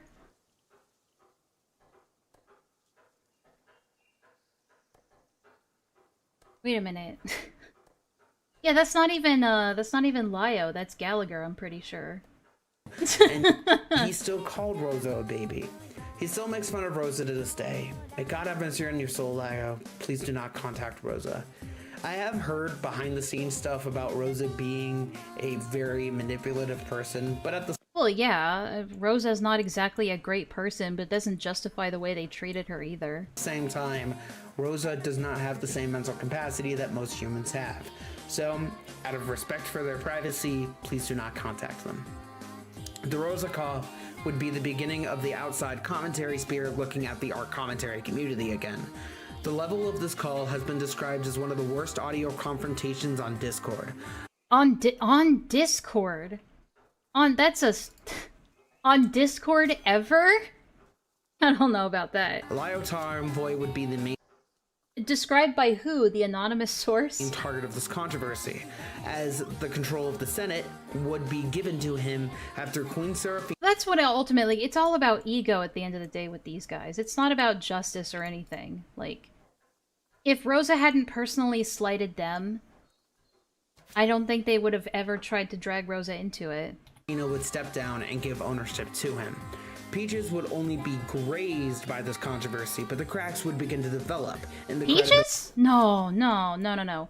This was, like, the catalyst for, like, Peaches' like, credibility going completely downhill, because it was Omnia, as, again... I'm so sad I don't get a mention. That's so sad. But, I was sent the, it was in Neora's, like, call-out Google Doc, which is lost to time, I suppose. Neora being another, like, you know, low-tier spurg that was going after Lio and other people that everybody hated. They made a doc that was archiving a bunch of different calls. And then Migs sent this link to this call to me. Neora was also Fox Mafia? Okay. So Migs sent this call to me being like, it's so frustrating. Like, I don't know, I'd have to look back in our Discord messages, Migs. I mean, you can confirm this too, but Migs sent this to me saying, like, that they were frustrated nobody else was talking about this, and they wanted somebody to, like, react to it on stream. And so I did. I reacted to it on stream, and then somebody sent it to Omnia, and then Omnia made a big deal about it on Twitter, and then she made her video about it, and that's how it started getting more and more into the public eye, right? And that was like the main catalyst for Peaches, or for people starting to, you know, turn on Peaches. And then after that, the FCK stuff happened, the two things compounded on each other, and it caused Peaches to leave. Of life. I think Jib sent it to Omnia. Well, somebody did. I don't know who. I was a figure in the community. At the same time, a smaller group of people would detract from the Senate and would start looking for information on Lio and Peaches. Akumu would start to join this group, and with Gilded Pooh. An investigator, contributor, romantic goblin, another leaker known as Cat Gato, huh? And Cat Gato. What? Wait, what? Investigator, contributor, romantic goblin. That's so sad. Romantic goblin gets a mention, but I don't. This is so sad. Big Enlaa L today, guys. I don't know what to tell you. Another leaker known as Cat Gato, and Kumo. Also, Go Kato wasn't even part of that. What? Go Kato wasn't even part of that. Or I'm sorry, Cat Gato. Yes, the Kumo who flirted with Cinny Bear. They almost look new. I'm so glad to be alive. Only on I'm also glad to be alive. Meet Kumo, a former YouTuber, victim of the Senate, and Kumo, 24, artist, retired artist, and retired YouTuber, bro.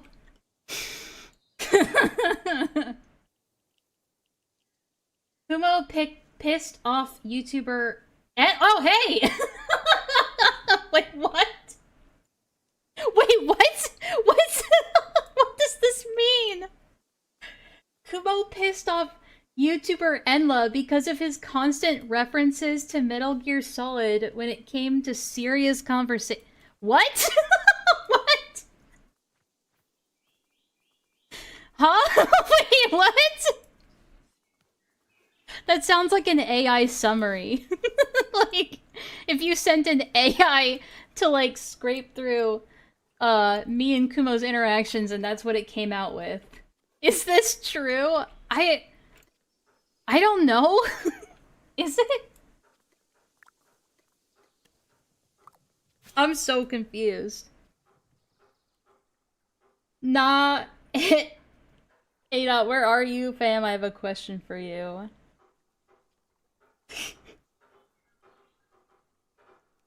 Big L. That's my claim to fame, guys. I'm so sad. a piece of shit edgelord, but that's beside the point. Rep what? Kumo was at the time working on videos to take down Lio, while Akumu was already making videos and introducing his only references to MGS, by the way, because I hate Metal Gear Solid. I hate Metal Gear Solid. I just couldn't stand it. Audience to the FCK, Kumo was going after Lio as a whole series of video archives. People love to forget. I mean, it's not something I really advertised all that much, but I was a big contributor to, like, helping, like, get the FCK logs out there. A lot of the screenshots that Akumu used in his initial videos were mine. I did a lot of, reading for some of the FCK log stuff. I also helped proofread some of his scripts and his, and his videos regarding the FCK. I proofread some of his scripts, and I did a lot of background shit. So I didn't really advertise that stuff, but I was part of it. It was primarily Akumu and I who went through the entirety of the FCK log ourselves when nobody else would, right? No, Akumu and Kumo are not the same person. Or if you're Leia something, Akumo and Kumu. And Beckett, yeah, and Beckett. After him, calling him out. Where Gilded Pooh would make it a first appearance in a while, going after Lio and shooting his copy of the dolphin and horse. What? No, that's Baiji! What? So first of all, Gilded Pooh was going after Lio for, like, years before the Kumo stuff, right? Like, years before the FCK stuff. Like, these are hard to find because Vlad has gotten rid of these videos, but it goes as far back as, like, 2022. Is, like, videos complaining about Lio and Fox Mafia and all this other shit.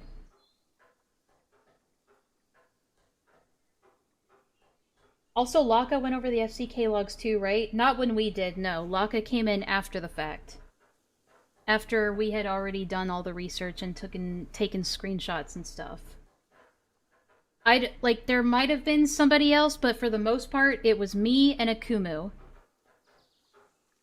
But, as Ted says, shit can be salvaged. The reason Gilded Pooh was going after Lio was because Lio threatened to call Child Protective Services on Pooh.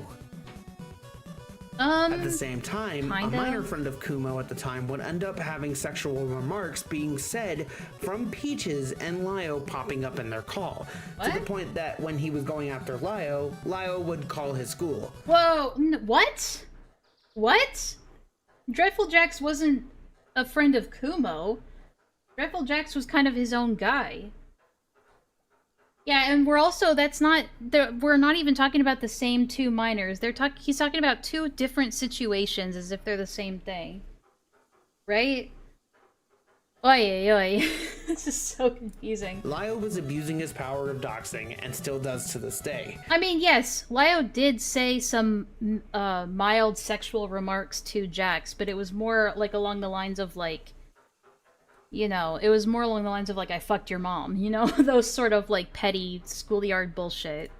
This has actually had a negative impact on Lio's marriage.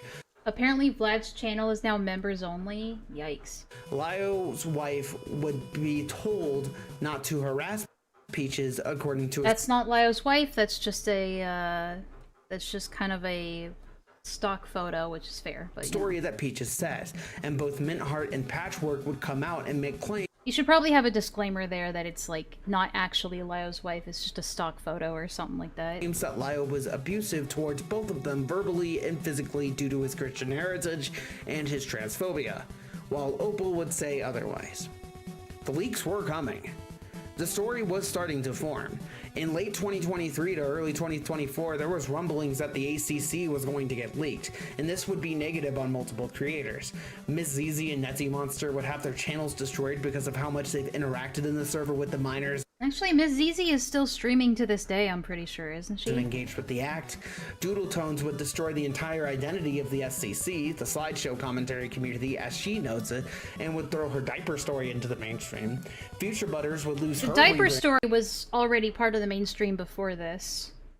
But it was just then when Doodle Tones was trying to use the diaper story as, like, an excuse for the FCK shit. And as an animation channel and lose the connection to the mainstream YouTube-verse, and Hopeless Peaches would destroy the image of the Senate and destroy their career as they knew it. Also, Peaches transitioned around this time, so some have debated whether this was built up or if this was a reaction to the destruction of Senate, but we will never know. Seems to be a common theme that these BPD girlies do. Also, to bring this up, as I mentioned earlier, Lio was sitting on the information in regards to the Fruitcake Club. Remember them? These allegations were an open secret to the heads of Senate, and they did nothing with it. Again, I would highly recommend. Akumu made a ton of different shorter videos going over his issues with Lio and how Lio was handling this specifically. Go watch those. Akumu has it in a lot of detail how Lio basically not only sat on these logs for like half a year at least, maybe even longer, I don't remember. Half a year at least, sat on these logs, allowed Doodletones to basically investigate herself, and like allowed Doodletones and Nezimonster to investigate themselves, and like helped Doodletones and Nezimonster to try and not only like get people to stop talking about it, but to try and discredit Akumu, the one who was calling this stuff out in the first place. So I don't know. If you want to say anyone was doing a cover-up here... And it would take one break soul to leak the entire story. Lio was defending one of his kids, and even if the story was seen as abuse to his inner circle, the internet... I know that Lio's excuse for, like, one of the reasons why he didn't fucking go through the logs is because he needed a whole team of people to do it. No, you didn't, because, again, Akumu and I did it ourselves in just a few days, by the way. We spent just a couple of days getting a majority of the screenshots and excerpts found in the FCK. That would see it as the beginning of the end. Lio lost his credibility, and people had enough of his shit.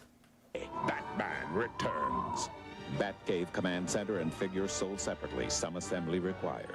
Before Hopeless Peaches transitioned and went into hiding, they would attempt to own up for their mistakes in regards to the FCK. When people thought it was weird and made no sense, Peaches tried the damage control before the controversy went public. She basically pulled What was that picture? Hold made on. no sense. Peaches tried the damage control before... Oh, because it says damage control. So, you know, it's a reference to a comic that has the title Damage Control. Get it? Before the controversy went public. She basically pulled a Barbara Streisand or a Cosmodor, and Streisand affected her own cancellation, and the end. But how?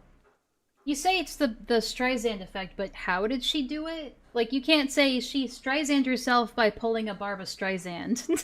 Okay, but how? Of both the Senate and the eventual end of Lio Convoy's control. Even though his channel is still around. The Streisand effect is when you draw more attention to something by trying to explicitly, like, get people to stop. Like, when you're trying to suppress that information. The Streisand effect is, like, through the act of trying to suppress information, you make the information spread more. He would officially become more of a lolcow now than he was back in the days of retroblasting. Oh, that's Both true. Skywise and Now Recording would document the end of the Senate. Zay's rambling live But not me. Sad. streams, for the most part, are But lost to not time, me. but Now Recording would document the story in a whole... This video needs to be deleted! Don't try it! Villa, you're so mean! perspective. Now This Recording needs to be deleted immediately! was the smaller commentary group And complete Enlaa erasure. This is so sad. originally known for being connected to... I mean, in fairness, my biggest contribution was to helping with the FCK logs, but aside from that, I mostly just talked about shit that at the time was available. Now, most of my stuff is like archival stuff, right? Because it's still up on my channel and nobody else's. What?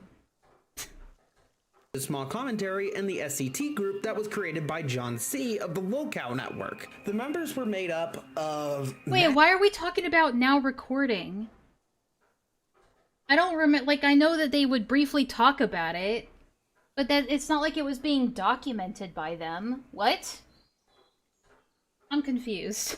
Pitt, the founder and connected to John C.'s network. What? This is like... We don't need to know all this stuff. They're not involved.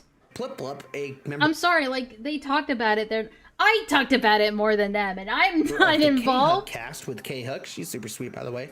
Core, who was one of the newer members of the group at the time, and still runs the channel to this day.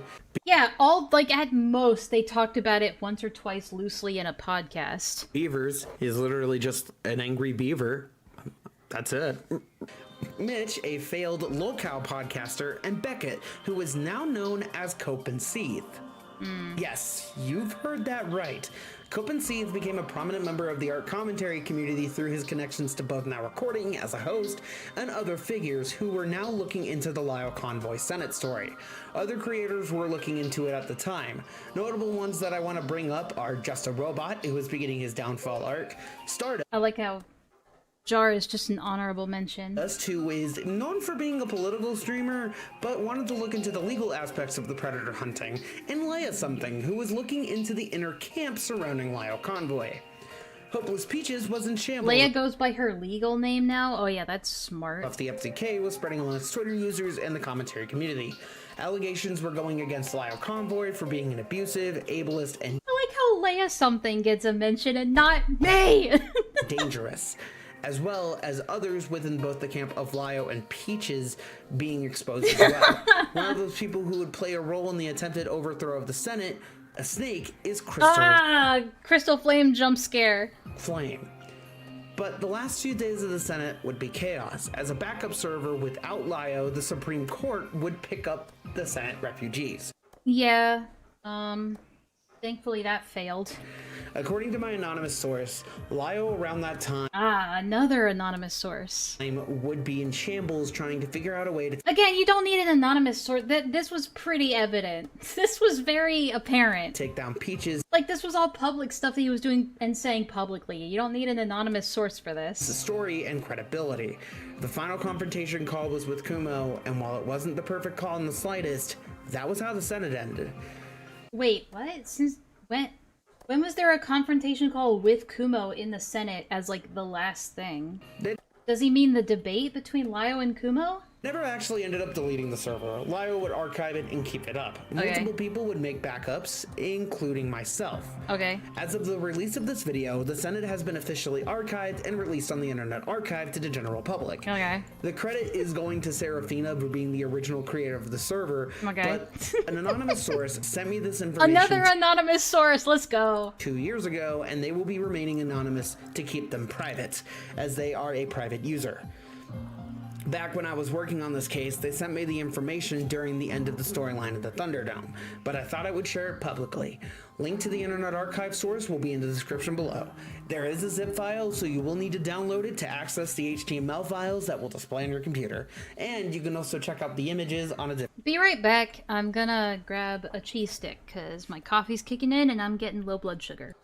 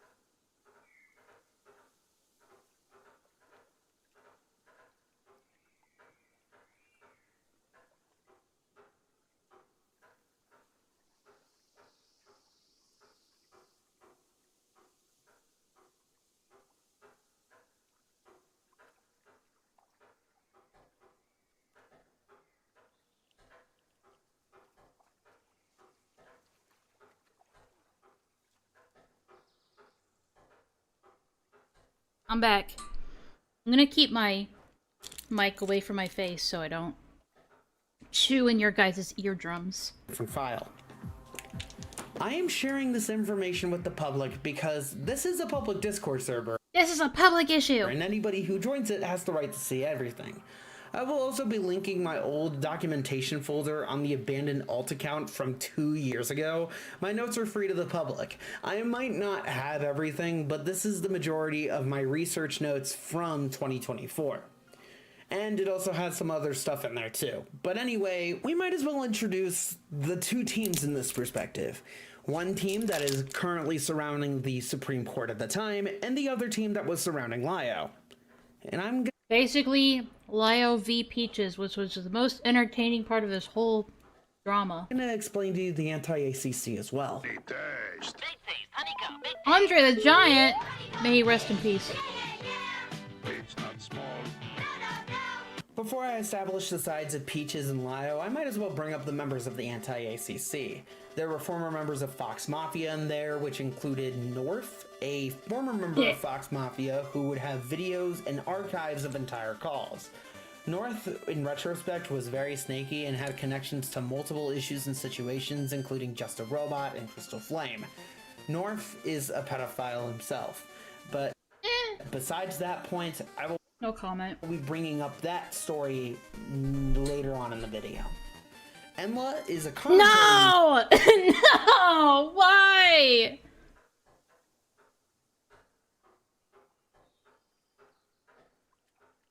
Why do I gotta be... You know what? I was gonna say, why do I have to be named next to Nerth? And then I was like, you know what? I kind of asked for this. Who is smaller and niche and is known for covering mainly art-related drama. No, I don't. What? Since when? That's pretty much it. They're not really... That's pretty much it, guys. That's all I do. for being a part of the Lio Convoy story, but their former Discord server... Wow. Total Enlaa erasure. ...became a hub of the anti-ACC. Yeah, that was a big mistake on my part. And it is where I've gathered the majority of my notes for this video back in 2024. Huh? That's a bad idea. Oh no, from my server? No. No, that's a terrible idea. Oh no, you poor thing. If that's where you got most of your resources and information. Oh no. Enlaa at her end lowest right now. No wonder the research is ass.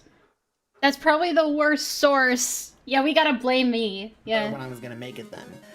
There were a lot of stories that I have decided not to include because they were either minor to the overall plot or it contained a lot of personal information and Yeah, like that was the most chaotic time in my server. That's probably the worst time to try and get your information from me. You're better off going to Kiwi Farms or lolcow forums.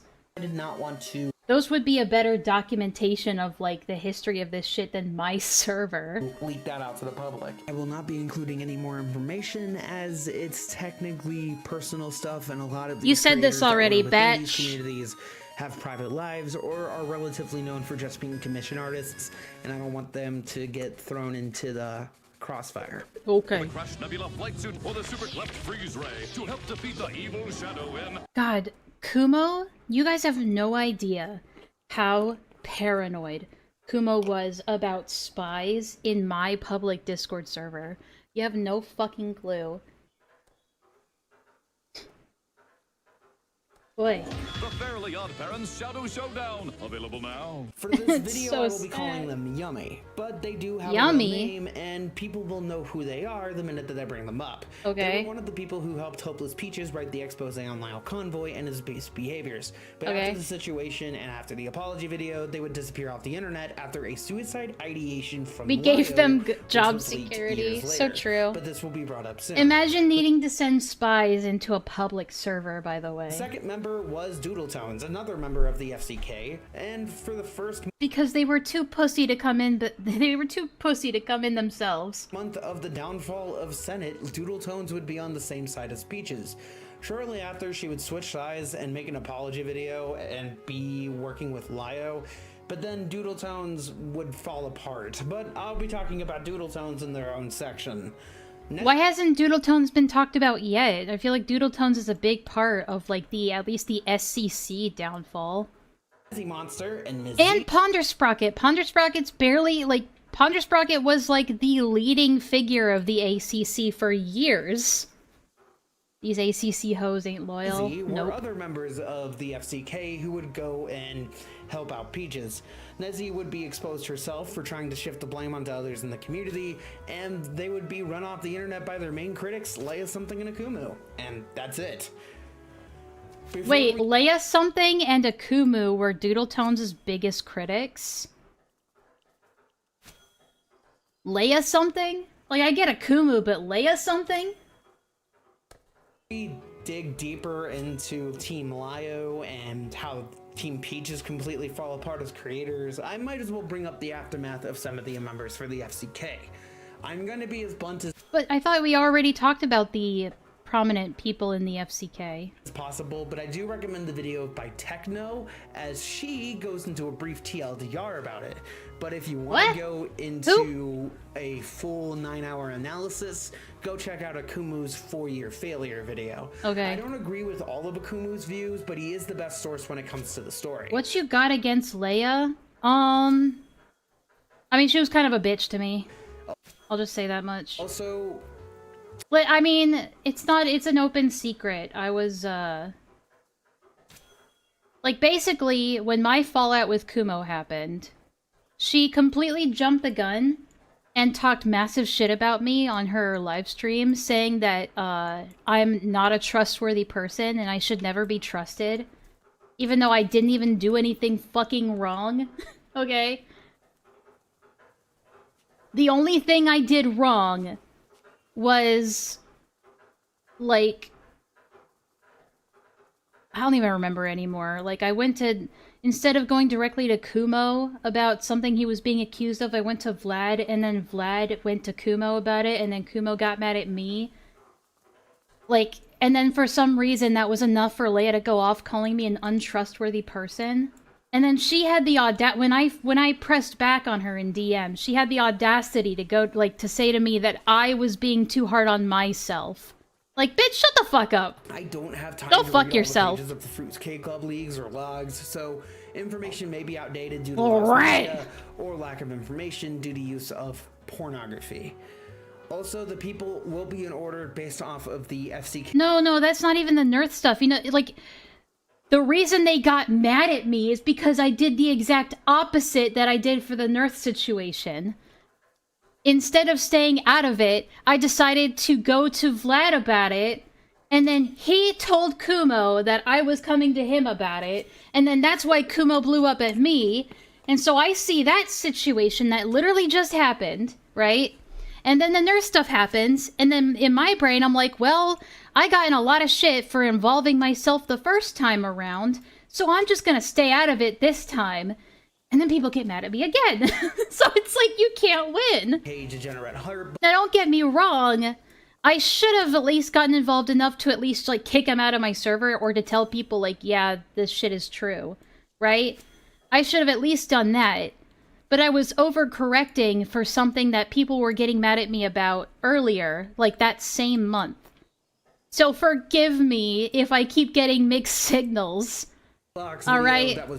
That's why I go solo now. That's why I don't, like, talk to any of these people. Because you can't please them and you end up just making even worse mistakes trying to please everybody. You're better off going it alone. Sleep is the answer, yes. Yes, in fact, yes. Kumo. Also, everybody on the... Yeah, they were trying to make it out like I was, like, trying to expose Kumo when really all I did was go to one person privately. And then Vlad gave me shit for not going to him about the Nerth stuff. And it's like, okay, but you gave me shit for going to you about the Kumo stuff, so what, like, what do you, how do you think I'm gonna take away from that? You know what I mean? I don't think that's a good excuse. It's not, but it's my reasoning, you know? I think I would have been more forthcoming if the Kumo stuff hadn't just happened. This list is not guilty. Is what I'm trying to say. Some are, but most aren't. Anyway, this is the FCK list. Number 1, Nezzy Monster would be one of the main people called... I thought we just went over this. We went over this stuff. Yeah, we went over this stuff earlier. I'm not a furry. Mama Kama for that, and I wish him the best of luck for his research. If you want to watch the apology video... So what the Kumo stuff was about, that was when I think Bruce went to Crystal Flame. And I think Crystal Flame was already beefing with Kumo about shit, or having disagreements with Kumo. And Crystal Flame came to me, addressing this as a serious, like, severe matter, right? Like, Kumo has minors in his server and they're sharing porn in there. That was the base allegation, right? They're sharing porn in a server full of minors. It's just like the FCK. And Crystal Flame presented these things to me, not telling me that the dates were backwards, by the way. And she wanted me to go, like, nuclear with it. So instead of going nuclear, I went to Vlad first. And then Vlad, you know, like the good friend he is, just immediately went to Kumo about it, even though I was coming to him about it in confidence, but whatever. And then Kumo blew up at me, blew up this whole thing publicly. Everybody made their live streams on it. Right? And then suddenly I'm like cohorts with Crystal Flame. Anyway. It is right here. Not just The porn, events will but be gay brought up later porn. on. Thuman says that she is doing a project similar to mine, talking about the FCK. Yeah, that's not happening. It's been years, it's not happening. Anyway, are we moving on from this?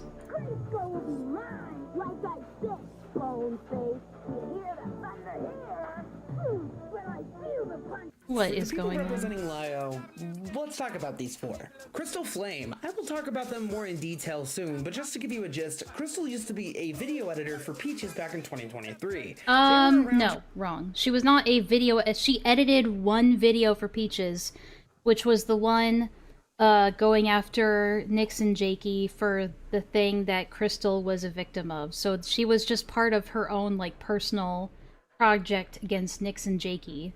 Like, she was not, like, a full-time editor for Peaches. Her until she became a voice of the victims herself over time for the victims affected by the FCK. This will backfire months later, but that's coming soon. True. The second person is Hidden Heroine and their partner Sen, who were both members of the Senate and were the creators of the Supreme Court, which is now her own personal server. You can still This video feels like he wants to talk about Lio, but barely talks about Lio. Yeah, true. find messages from Peaches from there back in the day. You just have to search up Rebel Aaron and you'll be able to find it.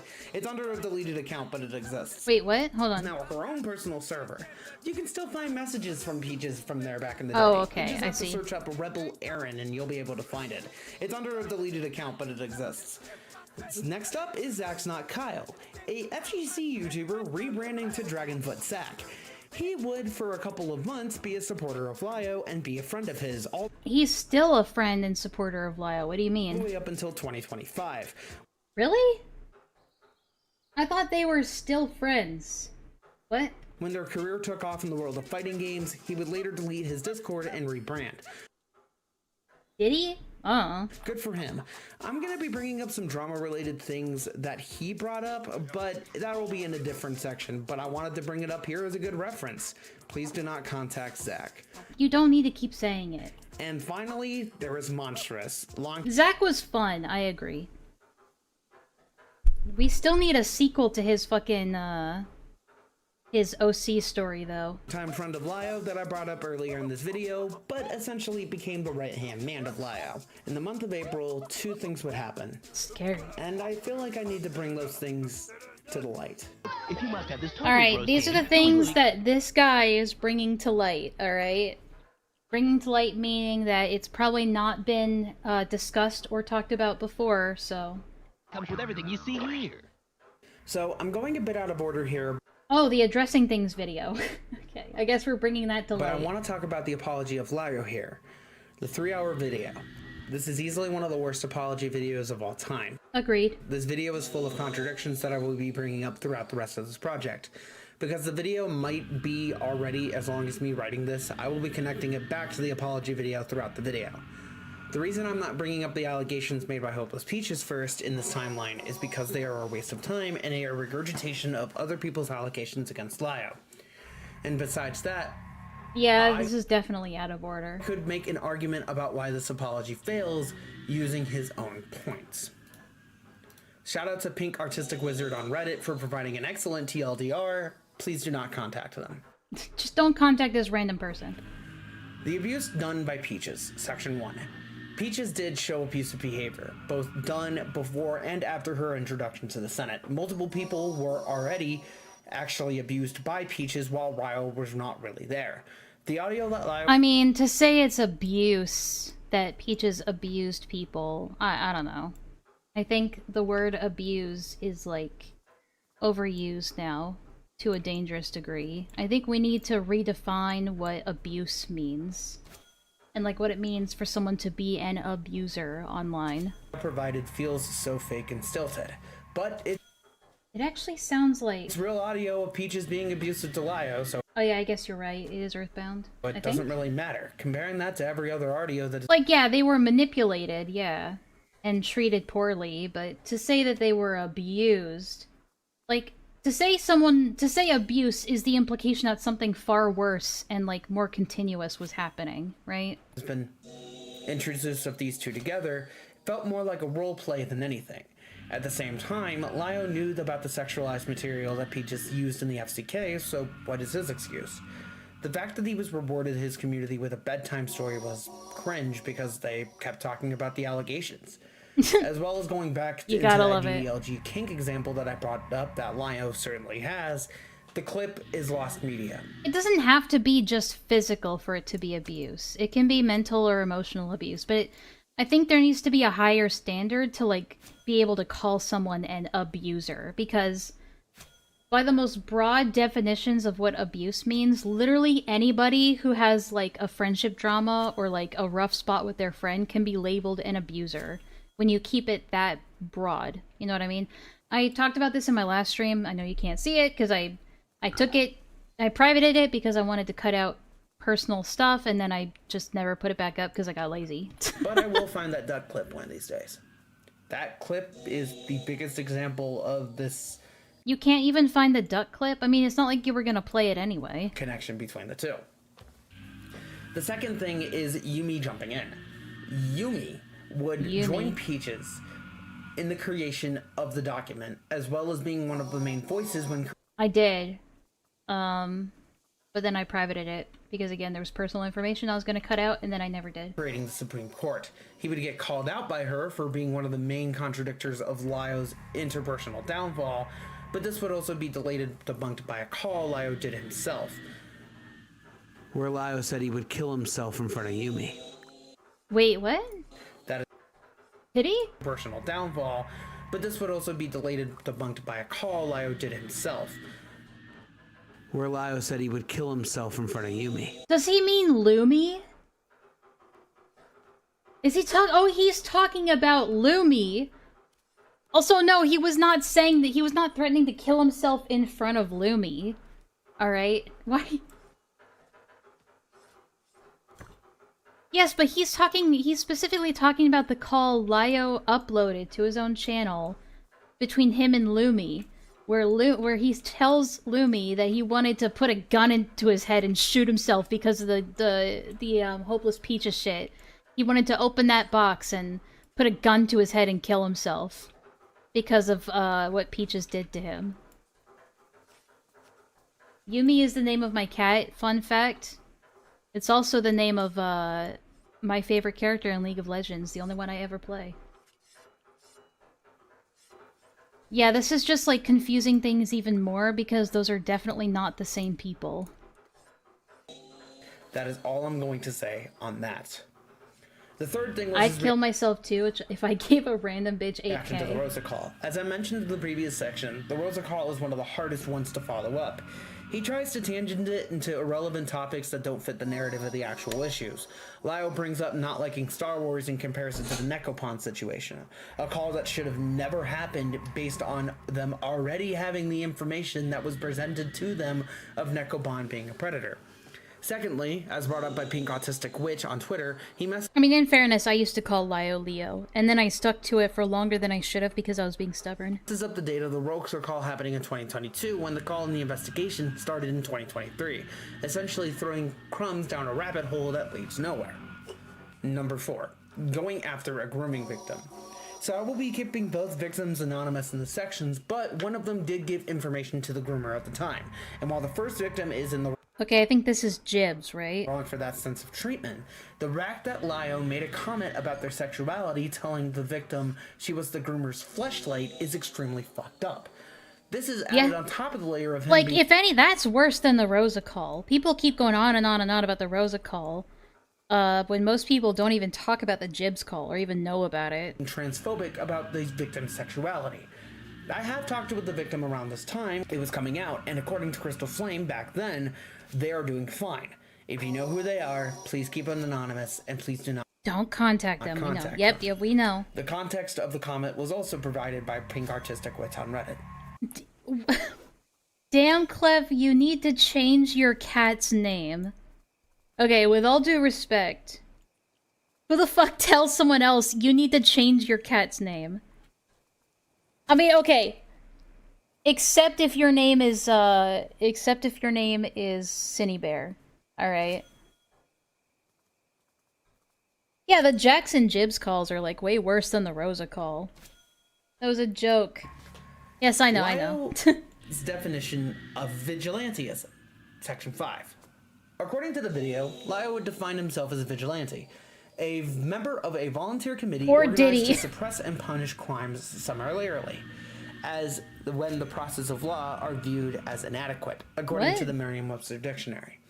In this section, Lio states that he is barely qualified to be a predator hunter. According to the YouTuber Stardust and their lawyer that she has hired for their video, the fact that Lio didn't know about the— I don't think she hired the lawyer for the video, did she? I don't think she did. Organization RAIN, Rape, Abuse, and Incest National Network, and was predator hunting for over 5 years is insanity, as most predator hunters that are legally in this field would do these investigations collaborating with these networks like RAIN and law enforcement on multiple levels to get the information done correctly. Yeah, she didn't hire her. With this lack of understanding of how law she just kind of brought herself into the call. Makes Lio look worse than the predator poachers with EDP 445. If you know, you know. Number 6 is relationship with Mint and Patchwork. Lio would show off multiple examples of his personal home dynamic with Pitch and Patchwork being very negative. Pitch and Patchwork? Now, there's not really a lot of information on both sides to figure out who is in the right choice for the story, as it does feature some IRL stuff that I do not want to leak. Lio would also claim that they would never talk about their topic again, even though he made 2 podcast episodes in 2025 with 12 other callers talking about 12 other... Anytime Lio ever covers a shit, he needs, like, an entourage of other people to speak on his behalf and vouch for him. It's crazy. So there goes that part of the script out of the window.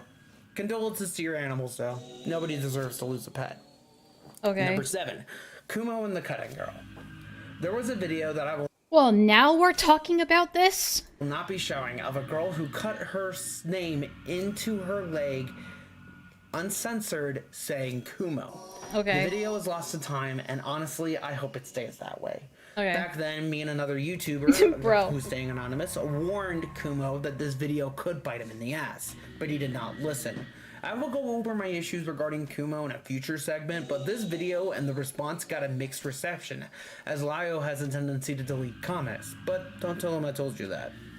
Number 8. Lio's personal life story. Lio brought up that he had an abusive father and was raised in an abusive household. We're not going to talk about personal things, by the way, guys. According to a study conducted by Green, Halsey, Wallace, and Ford, it would state that several studies documented a dose response... Whoa, why are we, like, pulling this shit up? Wait. What? ...in which multiple types of childhood victimizations or repeated instances of maltreatment were associated with the greatest risk of adult perpetration. What? Well, yeah, we know that. This study correlates to Lio's issues as an adult. His interactions with multiple members of... Listen, I'm not above armchair psychology. Alright, I'll just say that. I'm not one to criticize somebody doing armchair psychology. But in a scripted video, I don't know. His family, the many abuse victims of sexual harassment, sexual assault, rape, and child sexual abuse material within his own community, as well as being the main catalyst for many of those issues that have popped up during this investigation. What the hell? So the fact that Lio tried to victim blame himself and claimed that the word groomer was ruined for him... Victim blame himself? I don't know if he did that. I think you mean like he tried to paint himself as a victim? And they were backed up by years of psychological research on abusive families, as well as him connecting his abusive family relationship to the predator hunting that he did online. And the final... Yeah, but you could have... Everybody does that. People do shit online usually because of their own personal shit, right? The final section is on Hopeless Peaches, Section 9. This will be the last time I will be addressing Peaches in this video. They stated that they transitioned around this time and they would have their document ready to debunk both Zach and Lio's videos on them. While I don't agree with Lio's videos in the slightest, they would state that Peaches and Fumi would try to manipulate and control the situation. Lumi. Please do not contact Peaches or identify them in this video. The video was received very poorly. Yeah, there were positive comments, but those are the only ones that can be seen today, that as Lio still is deleting comments. But don't tell him I told you that. I think he knows, dude. Don't worry. Now, I could have just ended the video here. A lot of drama was mentioned between different YouTubers, and the story has a clear ending, as many YouTubers looked into the mess of the story, and based on both sides of the runtime, assuming that this is going to be as long... What's funny about that, Canty, is that he did say that at the beginning of this video. He did make that disclaimer at the beginning of the video. Because I think it's going to be long, I might as well buy some background information for the behind-the-scenes stuff that happened during the era of the Thunderdome, the final part of the Senna Saga, as well as bring up other things that were building up behind the scenes to an even bigger mess that was... Of course he's like femboy thirst trapping on TikTok. That's like the natural progression for people like Zach. Coming to the community today. It's all they know how to do. Pootopia, Cat Slayer, and the FCK leak. The FCK leak again? We talked about that twice now. This is a Pootopia. This is a public server that is ran by Gilded Pooh, a character that I brought up earlier on. But why is the server a character? Now, you may be asking. Well, to tell you the truth, this community has been connected to some of the Senate people for a while now. Hell, even well-known... Yeah, Zach is just one of those people where their only personality trait is gay. That's it. Senate members hung out around there. They are the 90s stereotype of a gay man. Turd wranglers. A server where half of the members have the R slur and the hard N-word blasted everywhere, to the point that I would not be surprised if some of the members watched Daily Wires or episodes of Infowars without the memes used for the context. But to be honest with you, after the apology videos behind the scenes, Pooh and Monstrous decided to work together to come up with a plan for Lio and Pooh to go back on good terms. So they came up with a debate plan, and Pooh would have the condition that... I don't know if the debate was designed in order for them, like, I don't know if the goal was for them to get back on good terms again, but I could be wrong. It would be public where gay everybody maxing? can access it. Yeah. Even the playing field. But we might as well introduce the other server, the Senate 2.0, even though Lio would claim that it's not the Senate 2.0, but this is the Senate again.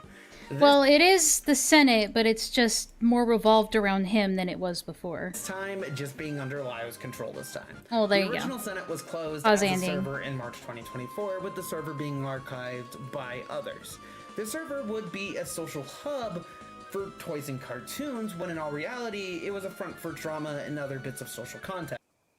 I mean, you could just say it's Lio's personal Discord server. That's what it boils down to. It's Lio's personal Discord server. End of story. It's known as the Cat Slayer. Many of the former ACC creators would disavow and would not associate with Lio Convoy and the Cat Slayer. Creators like Streamline Workshop, Fiona Green Apple, Manga Common, and Molly Malware with the server after the Thunderdome calls. They would be critical towards those reactions and the actions that were done by both sides of the coin, and did not want to get involved in controversies connected to a failed pedophile hunting group. Okay. Within the first week of the server, we already had a major call with the FCK leaker, who I will be keeping anonymous. When they got revealed, oh, that's what they mean. They mean Rin. Confrontation call the same week as his apology. They're talking about Rin. And threatened to call the victim's father.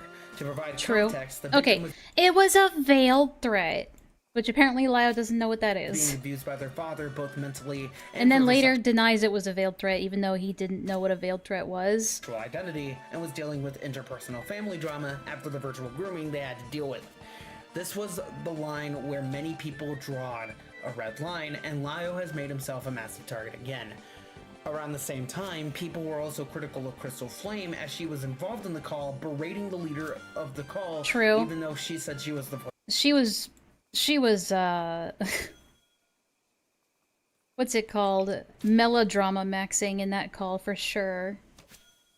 I'm flummoxed. I'm absolutely flummoxed. Victims. The biggest critic at the time would be up-and-coming small commentary YouTuber at the time, Layin' Something. Layin' Something. for being in the small commentary in the Little Cow Spirit. This was the line where many people drawed a red line. She was introduced to the story via Now Recording and was aiming her sights at Crystal Flame, Zach's Not Kyle, and the people who supported Lio. Zach's Not also, Kyle. I tried to find an image that was not her tits or AI generated. Lol. But hopefully this suffices. Woman moment. I will find something in the editing portion, don't worry. Welcome to the Thunderdome. Okay. The rules of the Thunderdome were simple. Number 1, no outsider information when it comes to the debates. The only people who followed this rule were Gilded Pooh, Leia Something, and Zach. Number 2, don't piss off Monstrous. And number 3, Beckett, or Cope and Seethe, would be the moderator of these calls. And the beneficiary or whatever. The person that benefited financially from these calls. Those were the rules. Around this time, Skooma would start to interact more with the community and would build up a team of researchers. A team of researchers? The goal of this was to create more videos covering the Lio Convoy issue as they were coming up. I mean, I guess. The problem was that a lot of researchers had their own bag of dirty laundry. I will talk about the dynamic duo in a bit, but for an example, one of their members had a Kirby as their profile picture and would later get exposed for weird allegations. What? I don't know who the Kirby guy is. Oh! That's, fuck, what was his name? Villa, help me out here. What was this guy? No, I know who he's talking about. Nil. He's talking about Nil. But another factor of the group was initially falling apart. Kumo... I don't even know why you'd bother bringing it up if you're gonna keep it so vague. ...was also having issues over the course of 2 months. I don't know, but he had a Kirby profile pic. That's all I know. What does this have to do with Kirby? Before we talk about that, we might as well talk about the fact that Crystal was gone. Okay. A few days after her confrontation call with Lio, Crystal would leave multiple communities and would hibernate into her own server and leave Endless community as well. Okay. At the same time, some of the people that were associates of mine back in the day would get harassed by both Crystal and North, and I would call her out in a now deleted video. Yes, I remember that fucking whole drama. I stayed the fuck out of that, because that just sounded like so much retarded shit. I kept telling both sides, like, just stop, dude. Like, what the fuck are you doing?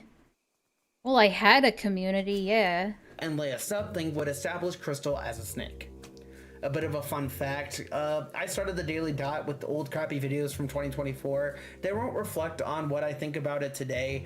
They are not lost video, they're just private for now. 2600. Not lost, just you can't access them. Now with its new Well, I guess that's games at fair. a new low price. Call number 1, Lio versus Pooh.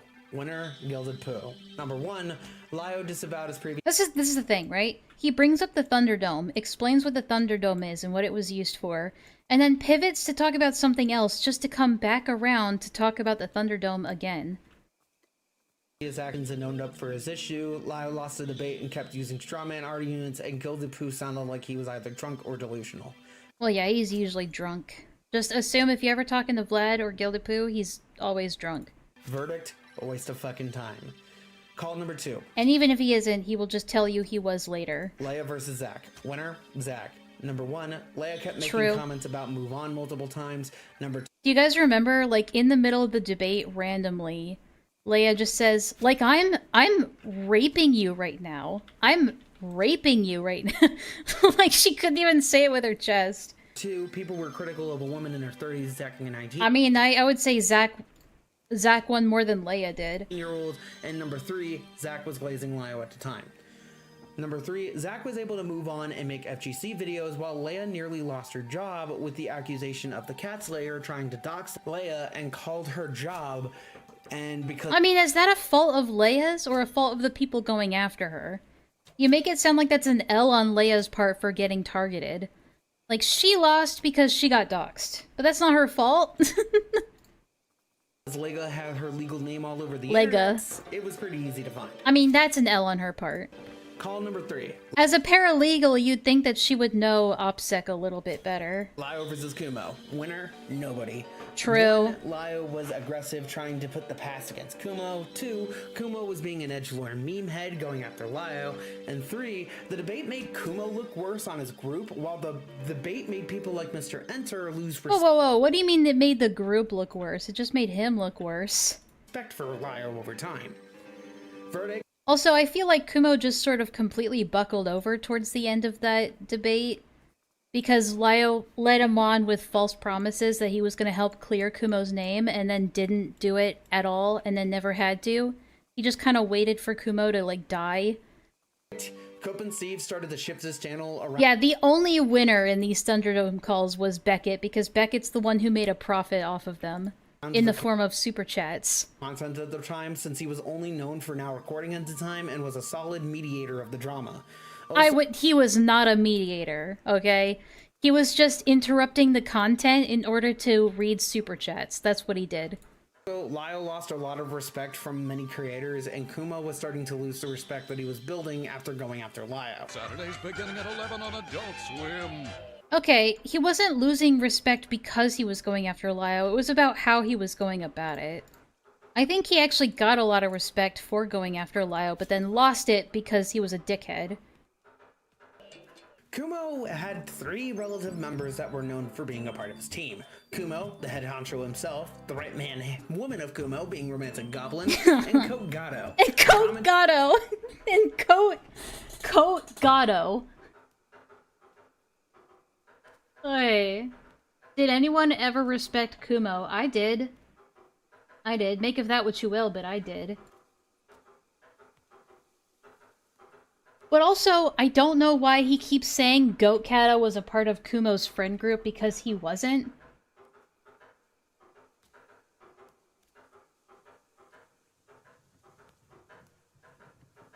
Coat Gatto. I like that. Yeah, she wasn't even in the server. That was a fool's errand. Yeah, you can make of it what you will, but... You know, I try to see the best in it. I try to see the best in people until I don't anymore. Bicycle currently dating Gibbonant, but who cares about that? Back then, Kumo had a Discord server, and the server had minors in it that were Goat Kato took my place in this, in this triad. And reported by Lio himself. Yeah, true story. A 15-year-old told Lio to shut up in front of his girlfriend, Hopeless Peaches. We're bringing this up again? Wait, what? No. Lio got in his feelings and told the school that the 15-year-old... That's not how it happened at all! Like, Peaches wasn't even, like, a part of... I don't even think Peaches and Lio were friends at that time. That's... was gonna shoot. Since when? Yeah, true story. A 15-year-old told Lio to shut up in front of his girlfriend, Hopeless... He told Lio to shut up in front of Hopeless Peaches? But Peaches wasn't even there. Yeah, if he got most of this info from Enlaa's server, where the fuck did he get this stuff from? Yeah, it's like, what? Peaches, Lio got in his feelings and told the school that the 15-year-old was gonna shoot up the place. But anyway, I was on a call with the kid at the time, and the server was Oh, do you think he's getting... Oh, do you think he's getting Kato mixed up with Goat Kato? You know, that would explain something. Yeah, alright. That would explain stuff. But even then... Don't try to hide what you know. What do you mean? I'm starting to believe the AI allegations. Like, we definitely talked about and with Kato, but there's no way you could have gotten them mixed up with Goat Kato. There's no way. Like, their names are spelled differently as well. And their personas were different. Kato left Kumo's friend circle around this time, though? Well, yeah, but this is, like, still at the same time, roughly. I think. Yeah, it's just that their names are similar, but they're not the same person at all. I did not participate in the server's activities. I just wanted to say hi to Crystal's partner at the time, who was a friend of mine.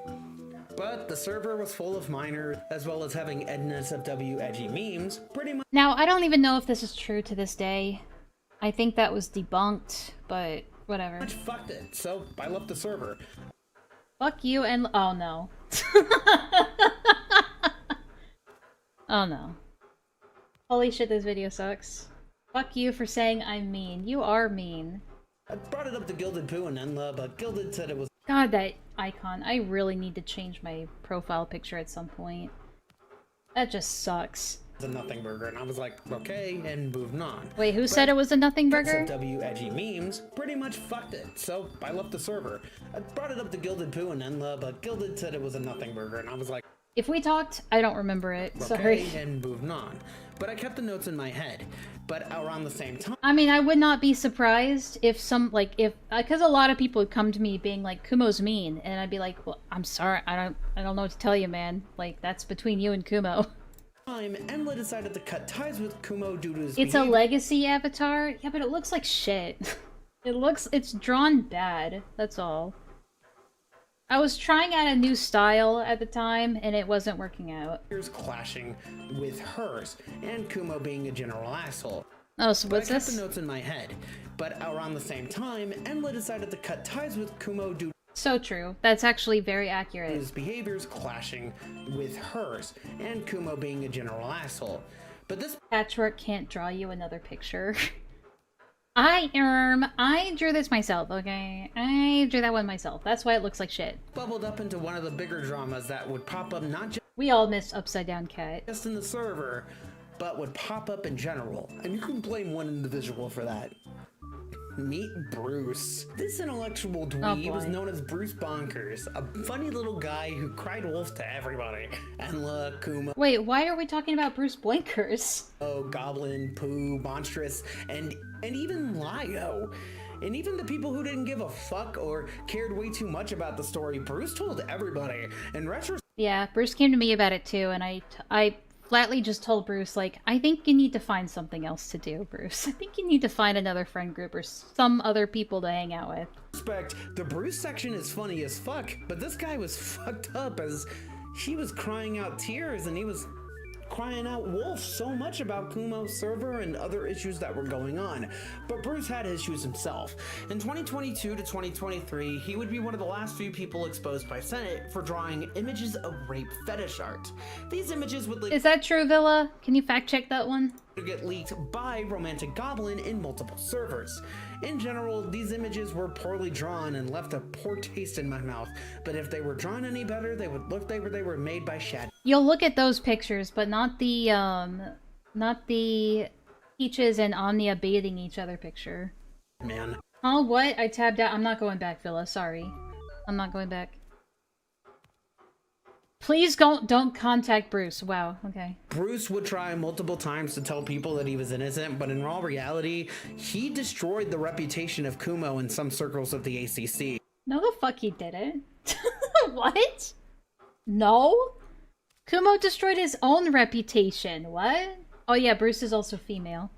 People were skeptical about his words and his use of communication, but now the plan was dead. From having one member outed as a drug-abusing predator, I don't think Bruce had much of anything to do with destroying Kumo's reputation. Kumo did that himself. to all of this, Kumo needed a reality check. But this is what his channel and legacy would be remembered for. Let's talk Sad. about the Golden Child. The what? 名作保証マザーついに大完成 What do we mean by the Golden Oh. Child? Meet the Golden Child, Right. and the man who was known for being an evil autistic. If you've seen that clip on Twitter Yeah. or Instagram, you will know what I'm talking about. Birdie was a controversial animation meme YouTuber. I don't know much about their backstory, but shout out to Darkwing Dork. It perfectly describes Dork!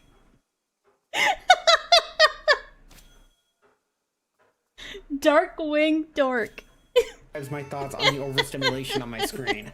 Anyway, they would get into Does he write them into the script like this?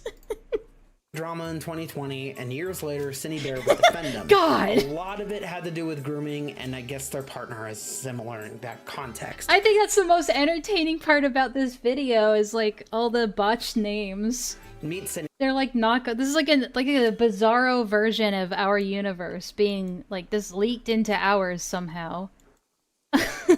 Sunny Bear, the golden child of the animation meme community. Starting off at the age of 13 years old in 2018, when she was growing up, her parents would try to help her out, but it was considered abuse in the eyes of Sunny. Sunny Bear is known for creating the Sans Girl meme, which is a future topic if anyone is interested. No, she's not. She didn't make the Sans Girl meme.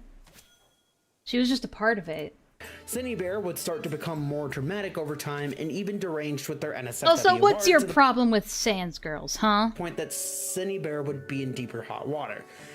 The digital problematic behavior came in the fact that she drew fan art of her and a minor OC.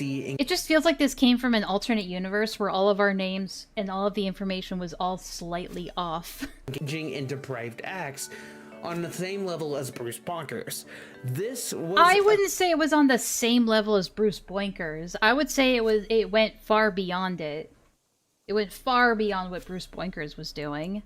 Connection to the video game Undertale, as she was one of the many Sans Girls, which might be getting its own episode of Oddities one day. Yes, please, please. Dude, if you're still watching this, I am begging you, please make that Sans Girl video, please. I don't care if it's good or bad. I will react to it, 100%.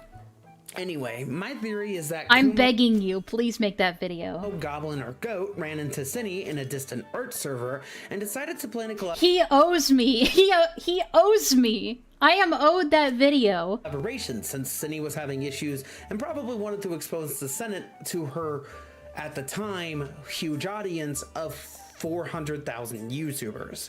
Also, she was moving in with Birdie and nothing bad would happen. Although he came here knowing that people were shitting on the video. I think he took it well enough on the chin, but I don't blame him for piecing out. I probably would have done the same too if people were just shitting on me for like, how many hours have we been, for like 3 hours now? I don't blame him for not wanting to watch the entire stream. Right? Yeah, also, they weren't partners. The Gilded Child. What? Next. Only Toonami. Sunny Bear would have multiple interactions with members in her servers, including minors. She would talk sexually, draw a lot of suggestive art, and even have a sexually suggestive art in graphic methods, and was engaging in grooming activities with a 14-year-old at the time via Discord, and these allegations were brought up in 2024. These acts were so egregious that her partner at the time, Birdie, found out about this, felt unsafe, and moved out. Sunny would have multiple breakdowns and make multiple apologies. And then also demanded $11,000. Videos over the course of 2 years. Her most recent apology video was released. Do you guys remember when people were like, why aren't you giving that money to the actual victim of Sunny Bear? He said, what would a 14-year-old even need $10,000 for? A few weeks ago in 2026 as of me writing this video. This will be the last time I will be mentioning Birdie, so please don't contact Also, I don't know Birdie. why this is a separate If you chapter, want more of a biographical piece on Birdie and Sunny, or what Gilded has to do with it. I recommend the videos that were created by Toastify, as it goes into a good TLDR on the situation. This is also another thing where he says, like, this needs to be addressed. These are things that need to be talked about and spread awareness and be a voice for the victims. But then a lot of this, like the more accurate parts of the information, he just goes, go watch this other larger YouTuber's video on this exact same topic. It kind of defeats the self-admitted purpose of this video, when a lot of the time you're just saying, go watch this other person's video. You know what I mean? But if you want to look into the funniness of Birdie, I recommend the Darkwing Duck video. Darkwing Dork, I mean. Darkwing Duck. I mean, Darkwing Dork. The victim of Sunny would comment on this, saying, watching this felt like a year-old woman being torn open. I don't even know... Wait, what? Wait, hold on. This will be the last time I will be mentioning Birdie, so please don't contact Birdie. If you want more of a biographical piece on Birdie and Sunny, I recommend the videos that were created by Toastify, as it goes into a good TLDR on the situation. Okay. But if you want to look into the funniness of Birdie, I recommend the Darkwing Duck video. The Darkwing Dork, I mean. The victim of Sunny would comment on this, saying... This what? What video? It sounds like he's trying to say that the victim commented on Toastify's or Deadwing Dork's videos. But this is the comment that The victim left on Cinny's recent apology video. Watching this felt like a They might have accidentally cut that out of the script, I don't know. year-old woman being torn open. I don't even know where to begin. But yeah, we've read this already in a past stream. Where are the food freaks? Anyway, here's the most talked about locale of 2024. Just a Robot Yep, is a commentary YouTuber that is still making videos to this day. He started off on DeviantArt, but then switched over to YouTube. I recommend the June the King video if you want more details on Again, it's like, here's a link to a better put together video that explains the exact same thing I'm about to go over briefly. Why am I introducing Just a Robot here? Let me tell you some funny stuff. Did you know that people were getting tired of Just a Robot's shit because of his terrible coverage of the Peaches story? When that fell apart, Cindy Bear reached out to Jar to talk about her There story, is him. and Jar was going to defend her. But first, he was feeling flirty.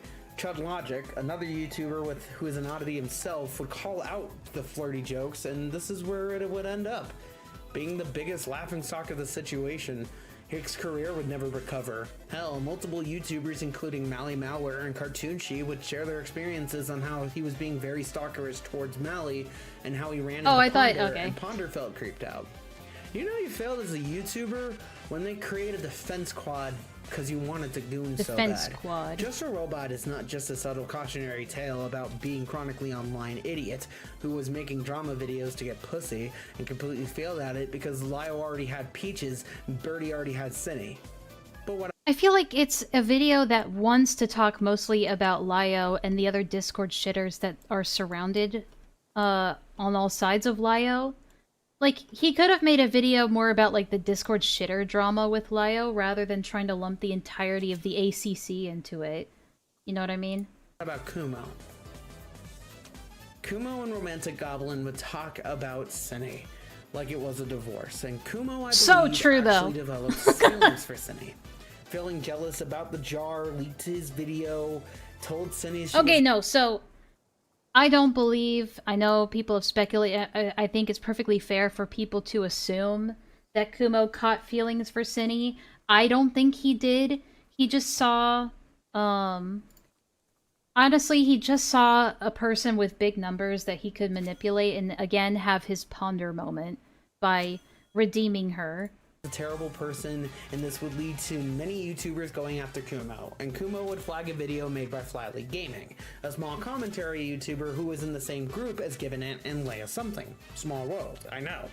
But it would be Cope and Seethe that would save the day from all of this bullshit. Yeah, Kumo saw Cinny as a golden ticket, and all of this, like, all of this sweet talking and kind of, like, halfway flirting shit he was doing in DMs with Cinny was all just manipulation on his part into getting, like, to Cinny emotionally. I don't think he was consciously aware that he was doing it like this. I don't think it was, like, full-on, like, Machiavellian, but I do think that Kumo had that, manipulative side of him. Just a Robot Files would be a video made by Beckett. This video would do well because of the editing as well as his connections to part of the commentary community and the ACC. The commentary community. That used to be around Just a Robot at the time. This would in turn be the direction that Lio was looking for. While Kumo was being turned into dust and Just a Robot was being turned into a clown, Lio would start to work with Beckett as a front to get his reputation back. Many people within the main commentary sphere that I've talked to were worried about this direction for Beckett. Now Recording pretty much was going under at the time, as many of the members would leave Now Recording to go join. Why is this even a mention, though? We don't even need to mention Now Recording. It barely has anything to do with this. I'm sorry, it just doesn't. The Locale Network, which was a brand new organization started by Keemstar.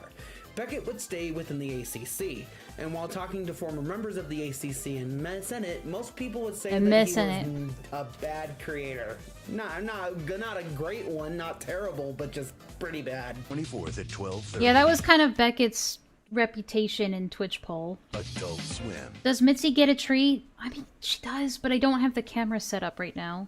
The Case of Beckett and Hidden. What? The Case of Cope and Seethe is a collaboration channel. Why are we even talking about the beef between Beckett and Hidden? What does that got to do with the ACC? Neither of them are ACC. Well, I mean, Beckett wishes he was ACC, but you know what I mean. Channel between Beckett of Now Recording Just and put her Jenny on the Matrix. mic. While Jenny makes appearances in videos, the video... Dude, is Jenny even a real person? I'm starting to think Jenny isn't even a real person. Who is this Jenny person that they keep talking about? videos mainly using Beckett as the face of it. Now, I will bring this up because Beckett was, at the time, the mediator for the last 2 Thunderdome calls and established a connection with Lio Convoy. Lio had already lost his collaboration with the mysterious Mr. Enter, a YouTube who started doing I'm starting to think that this Jenny person doesn't exist. It's just Beckett and Jenny is his alter. investigations, but due to his connection to Phineas, who I heard was a really So he says, Villa. So he says, but I've never met her. good I've never seen them in the same room together. investigator at these. So Beckett was the second best guess for collaborations since he can build up an audience with commentary. What if Jenny hears you? Beckett's information is important here. I will bring it up because Jenny's Beckett not would be real. the She bridge can't hurt between you. the ACC and the general commentary communities. There is one major situation that came up that Beckett was able to turn the whole ship around and make I Love Kim Possible a lot look like a hypocrite. But I'm going too far ahead. Another creator would start up as well. Why are you saying, but I'm getting ahead of myself. I'm going too far ahead. This is scripted! If you think you're making a mistake on your video, you can just cut it out of your video. It's scripted. The case of Hidden Heroine. Heroine was a former member of Senate turned YouTuber. A bit She's still a member of the of Senate. a commonly unknown fact was that Hidden, Sin, Yummy, and Crystal would create the original server known as the Supreme Lumi. Court. As I've already stated, you can find the conversation. Why are we anonymizing Lumi's name, but not anyone else's? Down here. Like, in this specific group of people. I don't get it. It's a bit bizarre, but Hidden Heroine would plan to launch her channel in 2025 as a new commentary creator for the ACC. Some people were skeptical of Hidden Heroine's rise. Why is due to that their bizarre? collaboration with Lio being well known. Lio still has a reputation of being a piece of shit, and while he hasn't predator hunted in months, he's still engaged in content and drama farming, which goes against his apology video. Not really. I mean, it does to an extent because he said, like, oh, a lot of my mean language and the way I talk to people, I repent. I repent for the way I acted, and then he just completely goes back on it anyway. I told you that. There's one minor drama that I want to bring up. I mean, he mentions the Supreme Court, but, like, it was very brief. Before we get to the next major section of this video. Mr. Bucket, toss your balls in my top by Mr. Bucket. Oh, the God. Nerf allegations were originally Oh, no. What the fuck was that? Mr. Bucket, toss your balls in my top by Mr. Bucket. Oh, okay. Oh my God. He says, put your balls in my top. I thought it said, put your balls on my tongue. I was like, what the fuck? The Nerf allegations were originally written by his victims back in June of 2024. Oh, the no, here we would go. entail that Nerf was 17 when he groomed a 12-year-old looking to move in together. The actions and the allegations were disgusting, and Nerf would confirm the allegations later in December of 2024. The allegations would be presented to Gilded, Pooh, and Enlaa. I heard about these through Enlaa's server and felt disgusted about what I've heard. People still say that I associate with Nerf to this day. I do not, and I never have. Gilded Pooh would release his video to the world in February of 2025. Yep. A leak of a bunch of personal information on Nerf, a call out for Nerf stealing ideas and stories from other creators, and even taking personal jabs at Enlaa for their lack of foresight on Nerf. For my what? And even taking personal jabs at Enlaa for their lack of foresight on Nerf. For my what? I'm trying to... And even taking personal jabs at Enlaa for their lack of foresight on Nerf. For my lack of foresight on Nerf? I mean, that's a nice way to put it, I guess. Enlaa did actually take responsibility for the situation. Oh, Enlaa Clips gets a bit of an honorable mention here. Very nice. They went away. I miss them. Situation and foresight on Nerf. Enlaa did actually take responsibility for the situation and made the decision to only talk about it once. At most you could say like 3 times. Like properly addressing it, I suppose. This was a massive fuck up, and Lio has a ton of fuck ups, as he says. And Beckett's. Okay, I didn't say that. Somebody in my chat said that, and I was reading what they said and agreeing with them. I didn't say that, but I was agreeing with it. Still works with Lio. To paraphrase what she said about the situation. I didn't say that! I didn't say that! For owning up, honestly. And please do not contact Enlaa. Yeah, guys, don't talk to me. Don't talk to me ever. He said one Happy Meal. That was you? Oh, yeah.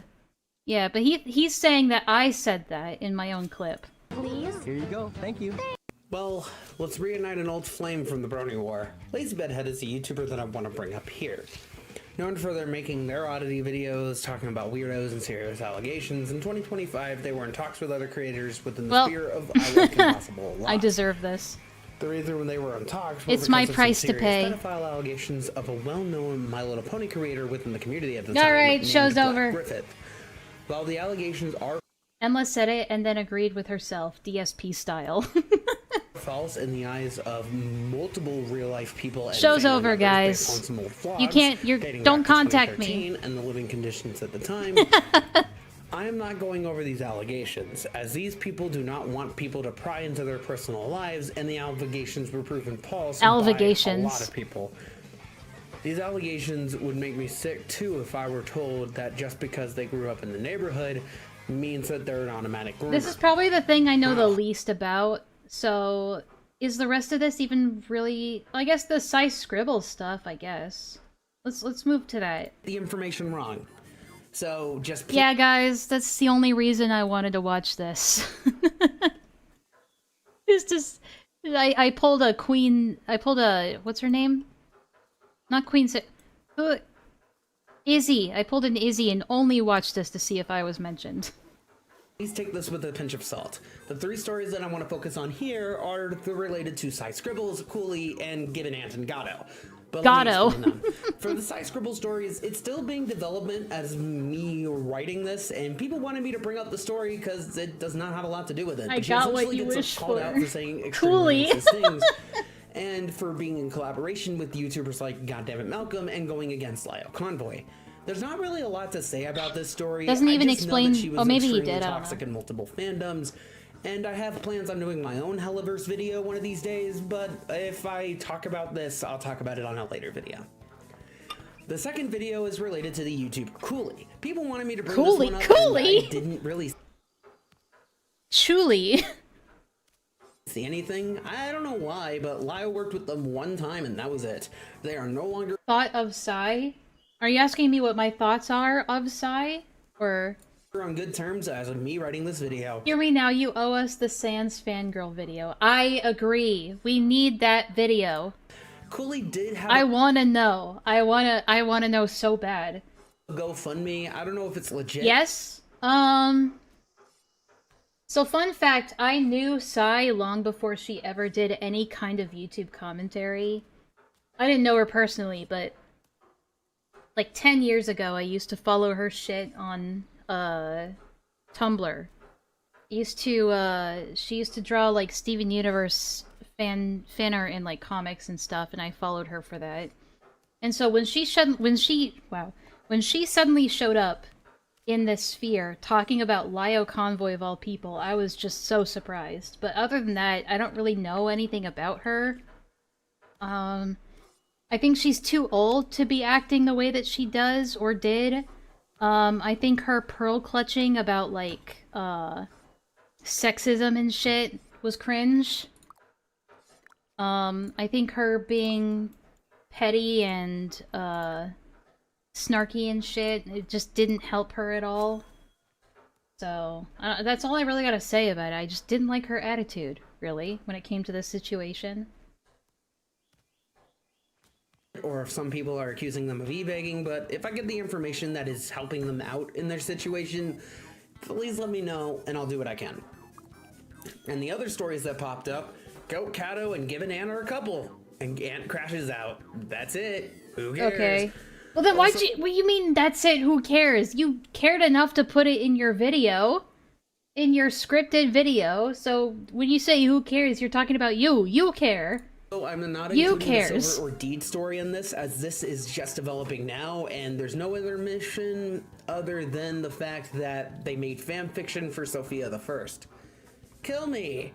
Okay. The purple dude seemed weird, and I'm staying far away from the YouTube troll police. Lio Convoy... You're making a mistake even mentioning them.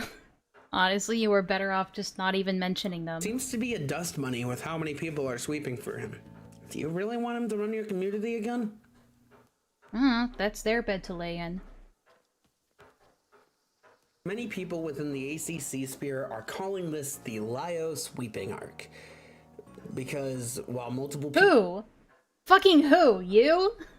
Who? People have made videos calling Lio out to be a terrible person, bad predator hunter, and so much more, to be honest, he's still gonna do it. Lio wants to be known as a toy reviews channels, but he always dips his toes into drama and makes more money that week. The fact that people within his community are still coping with him being redeemed while his detractors are seething in the reason— You can't be abolished from a fan base, by the way. Like, you can't, like, exile somebody from a fan base, unfortunately. Like, you just— it's not how it works. That he's still around. This is an oddity. But this is the ACC. Hell, Via Key made some serious allegations against Lio that were being used for notes in this video, and the project can be backed up. And the fact that Beckett has been sweeping for Lio so hard, and Gilded Pooh has been edging himself trying to bring back the gore videos is insane. I do think it's hilarious that Beckett— it's like he literally can't help himself but sweep for Lio every chance he gets. I'd say give it a couple months. I would not be surprised. And then he'll say, I'm not sweeping for Lio. I'm not going to sweep for Lio. But if one of these series gets canceled in the same way Peaches did back in 2024, I also would not be surprised if Hidden Heroine cut ties eventually. Yeah, he helped her with her career, but it seems like she's even getting tired of the bullshit. Zach, as of this video, has left the Cats layer and is in the process of rebranding, and I wish him the best of luck. If that's true, then good for him. The lessons that I learned while making this video is please goon responsibly. That's your takeaway? Please goon responsibly? Okay. I'm being serious. Oh. Things are going okay. to happen, but educate yourself before you go down these rabbit holes and monitor your kids on the internet better. Okay. Never goon. Half of the bullshit in this timeline are teenagers with way too much time on their hands. Another lesson that I learned is that online predator hunters fucking suck and they never solve any issues. If you're dealing with predators or you know people who are dealing with predators, talk with a responsible guardian or talk to the organization RAIN. I will have some resources in the description below. Okay. Predators are no joke, and these— Alright. So is the rest of this just kind of waxing poetic? Yeah. Alright. Like the conclusion shit. Well, it could have been worse, is what I'll say about it. Could have been worse. But yeah, that's it. Everything I wanted to say about it, I already said. So, that's it. That's all she wrote. I'm going to leave now. Oh no, okay. I'll stick around to hear thoughts, opinions, whatever else you guys might want to add.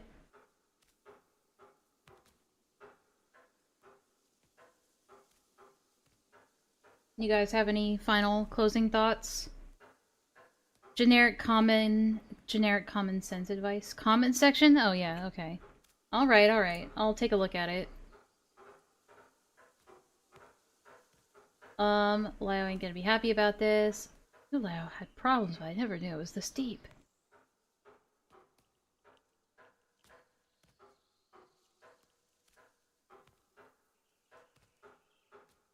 Hidden. Attention! I get attention!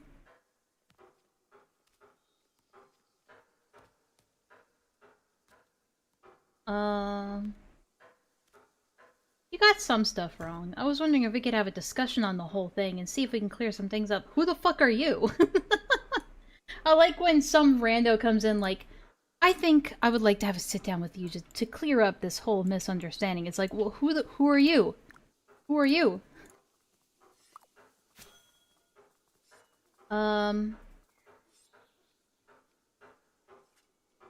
This one's just talking about milk.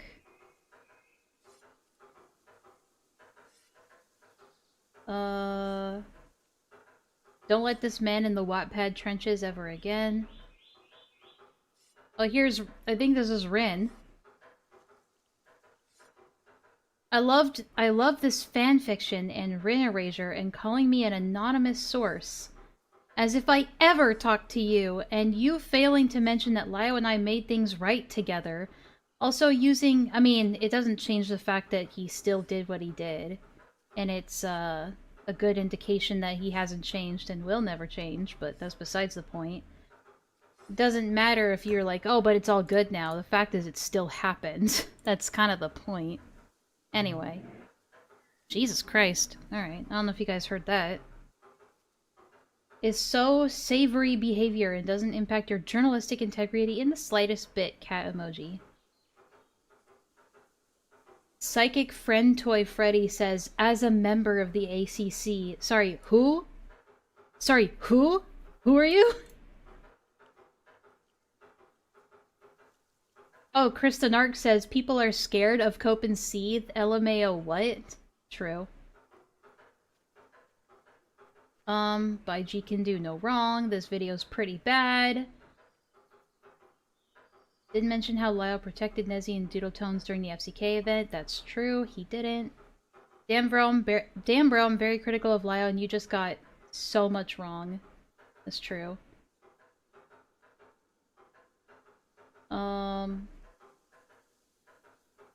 Thank you so much for your service and exposing Gilded for posting that dastardly comic. I just don't understand how someone could post such a vile image. An incredible fanfiction. None of the lore was respected, though. Clearly you spoke to no one in the community. Don't write any more fanfiction, please. It's bad. Gilded Pooh says, I never, not even once, spammed or even possessed the Dolphin comic. I mean, fair enough. I don't recall him ever having that either. No, I think that person was being sarcastic. Do not avoid milk. Okay, there's like a milk meme that I'm not understanding. Here. And then Viaki says Lio did nothing wrong. And that's hearted by... a Doge. It's a Lio meme, old reference. Is it like a cum chalice thing? Like, what's it about? Okay, well... that's it. That's all she wrote. Like, I'm gonna sound very biased as a friend of Rin, but I do think it's fair if you want to at least make sure to mention that they made up. I mean, that's fair, but it doesn't erase what Lio did and what it means. It doesn't erase the fact that it happened. And that's kind of like, that's my main point about it. But yeah, other than that, it's whatever. It's... hello! Slug Entertains. Thank you. Lio Goons to Transformers, by the way. Okay, his words, not mine. But thank you for the $2. I appreciate it, man. Calling this video fanfiction is apt. Yeah. It's just not very accurate. There's so many things that are just, like, critically wrong about this, unfortunately. But I'll be waiting with bated breath for that Sans Girl, video. That'll be interesting.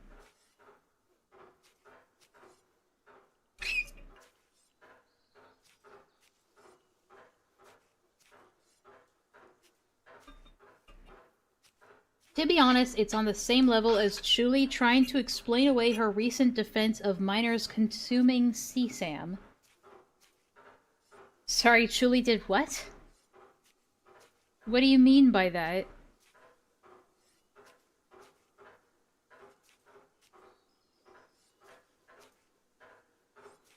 I mean, it sucked hard. Yeah, I agree. It sucked hard enough to be funny and entertaining. Like, I'm not mad in any shape or form. I have no reason to be. But yeah, it's definitely inaccurate.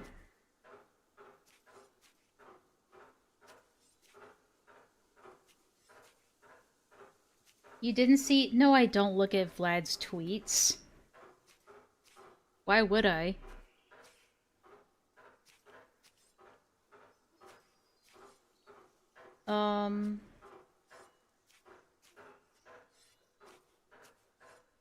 Beckett kinda sweep for Chuli.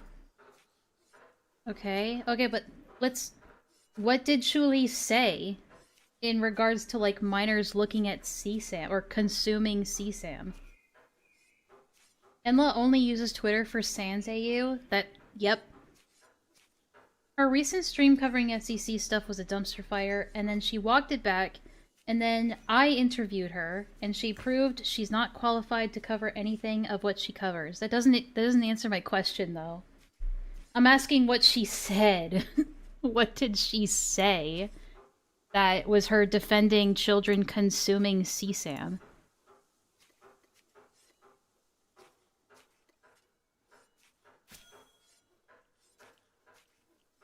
Oh, come on, Bitcraft. Are you gonna do this to me? Really? Really? There we go. Where am I? Where's me? There I am. There we go. She said she won't condemn a minor consuming CSAM or paraphilic. Well, I mean... Condemning? What? So when you say condemning a minor, do you mean just, like, criticizing them? Like, saying they shouldn't do that? Or... Because condemning means something far more severe. Because if a minor is seeing, like, CSAM material, they're a victim, like, of seeing content that they shouldn't be. Reporting them to law enforcement? Oh. Yeah, I mean, I agree that it's something that you should report. But if you're also if you're a stranger on the internet, outside of reporting it and moving on, there really isn't much you can do. If you're not, like... Yeah, I mean... Yeah, reporting the child or the illegal material, because I feel like, you know, getting the material off of the internet and getting that reported, it should be taking priority. Both. Well, I don't know. I didn't watch it, but if you want my opinion on it, just real quick. If a child is engaging in CSAM on the internet, whether it's consuming it, sharing it, they are first and foremost a victim. And I'm not saying they're blameless, but you should remember that they are doing this because adults have, like, you know, have either groomed them or encouraged them into this shit. I think the main priority should be the adults that are, like, that are facilitating this in the first place. That doesn't mean, though, that children are not responsible for their actions to some degree, but the whole reason that they're minors in the first place legally is because, for the most part, when it comes to this sort of thing, they aren't responsible for their actions. I think it's a case-by-case basis. I think if a child knows that what they're doing is wrong and illegal, and, like, they know the severity of what they're sharing, and they know that what they're sharing is, like, illegal and severe, and they're doing it anyway, that's indication of, like, malice. Alright? I'm not saying it's impossible for that to happen. It does happen sometimes. But I think it's kind of more of an innocent until proven guilty sort of scenario. You know what I'm saying? Hard to work with half the context? Yeah. But if you want my take on it, just briefly, I don't think it's a one-size-fits-all sort of thing. I think it's a far more severe and complex situation than people give it credit for.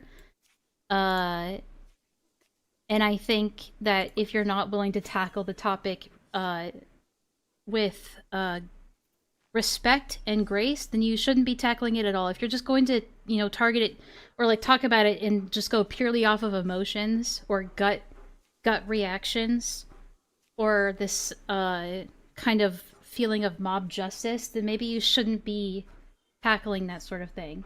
Chuli, definitely not qualified to tackle it. Neither am I, which is why I tend to try and stay away from those specifically. Except giving just, like, broad, here's my opinion on it statements. Right? I think when you're someone who was victimized by that kind of stuff, when you're still, like, super emotionally unadjusted, and you haven't, like, taken time to process that shit yourself in your own time and learn to grow past it, you shouldn't be, like, playing vigilante on the internet about it, or claiming to be an expert, you know? Just because you experience something does not make you an expert. You're qualified because you have a degree in journalism? I don't think I mean, I'm not a journalist, so I don't know, but I don't think it means it gives you blanket qualification to talk about, like, everything, but I see what you mean. It doesn't automatically make you qualified. I feel like having...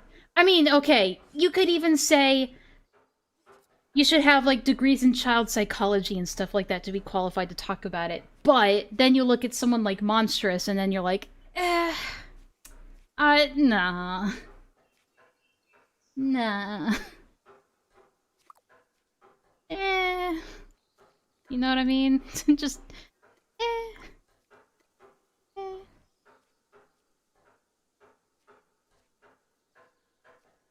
Yeah, I don't know. Not my horse, not my race. Anyone remember what the Hopeless Peaches drama before the Creepshow drama? Had something to do with Omnia and Kai calling Peaches racist. That was the main crux of that drama. That's it.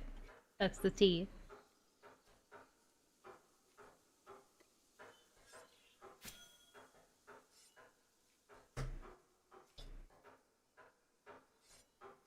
Well. Yeah, I mean... I can understand Shuli not tackling it in the best way, or even in a mature way, and maybe just going down the line of, if they're a minor, they are 100% innocent no matter what they do, right? I can understand why people wouldn't like that argument, but I also understand the other side of the coin, not wanting to just completely crucify or persecute a minor for bad things they did on the internet as a minor, depending on the severity.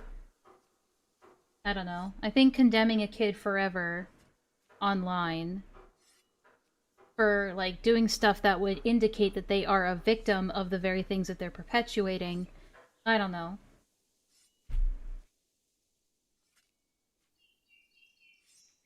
Again, it's a case-by-case basis. I don't think every instance of this sort of thing should all be treated the same. It really depends on the individual and the stuff that's being done. And I think people need to approach these things with a level head instead of just going purely off of emotions or ego, which is what usually dictates these sorts of arguments on the internet to begin with. If only your chat gave enough of a shit to listen to you rage about, oh, that's right, you reminded me of something. Thank you so much, Villa, because I wanted to bring this up. Yeah, trauma does not equal qualification. I agree. Hang on a second. Let me bring something up for you guys to see. Okay. I'm going to bring this up. Alright. This is important to me. Alright. So, let me just real quick. I want to bring up the Steam store page for Bitcraft. Now, if you've watched enough of my streams, you know basically what Bitcraft looks like, how it plays. Alright, I'll just show you, alright? This is Bitcraft. This is what it looks like, alright? If we go out, where should we go? This way. It's, apparently, this is very early access. This is, like, early access 2. This is, like, they keep saying it's, like, the beta stage of the game, alright? Not done. Not finished. It's been in development for about 6 years, roughly, probably more than that. But this is what we have so far. It's pretty... It looks nice on the surface, right? But it's pretty fundamentally broken. Hey, Wendigo, how you doing? I'm just wrapping up with this, okay? If you want to go back and look at my ACC video coverage, you can, okay? But yeah, this is what it looks like, and I'm showing you this stuff, primarily. It's pretty basic, it's pretty bland, there isn't a lot of, like, the hit features that they've promised yet. And there's a lot that I would have to talk about if I wanted to give you the full scope of everything. And I just don't have the time or the energy for that right now because my head hurts, right? But this is basically what it looks like, okay? I wanted to come out here onto the water to, like, just make a comparison, okay? And I haven't even talked to Villa about this yet, I don't think. Right? Let me, bring this up. No, no, not that. Not that. Hang on a sec. Let me bring up the Steam store page. Okay. Is it working? Really? Hang on. Here we go. This is the Steam store page for Bitcraft. And he got these, like, lovely trailers, lovely whimsy. They're full of whimsy, full of magic whimsy. Like, this is the, trailer that they put out for the recent early access launch, which is fairly accurate to how the game looks. Okay? So not bad. Obviously, it's a little bit pre-rendered here and there. There are some things that are inaccurate, or things that people don't do in this game, or can't do. But for the most part, it looks fine. You know, the pictures look fine. Everything looks fine. But then, I happen to come to the end here, and at the very end, you know, this is like the end where it's like, ah, well, these haven't convinced you then? Okay, then watch this. This is the trailer, and hold on. At the very beginning here of the trailer, I know it's hard to see, but down here it says, in-engine footage, pre-alpha preview. In-engine footage, okay? Just keep that in mind. This is supposed to be in-engine. No problem, man. Have a good night. So this is all supposed to be in-engine, okay? And any of you who have actually played or seen me play Bitcraft, you will know that it might be a little different from how the actual game is, alright?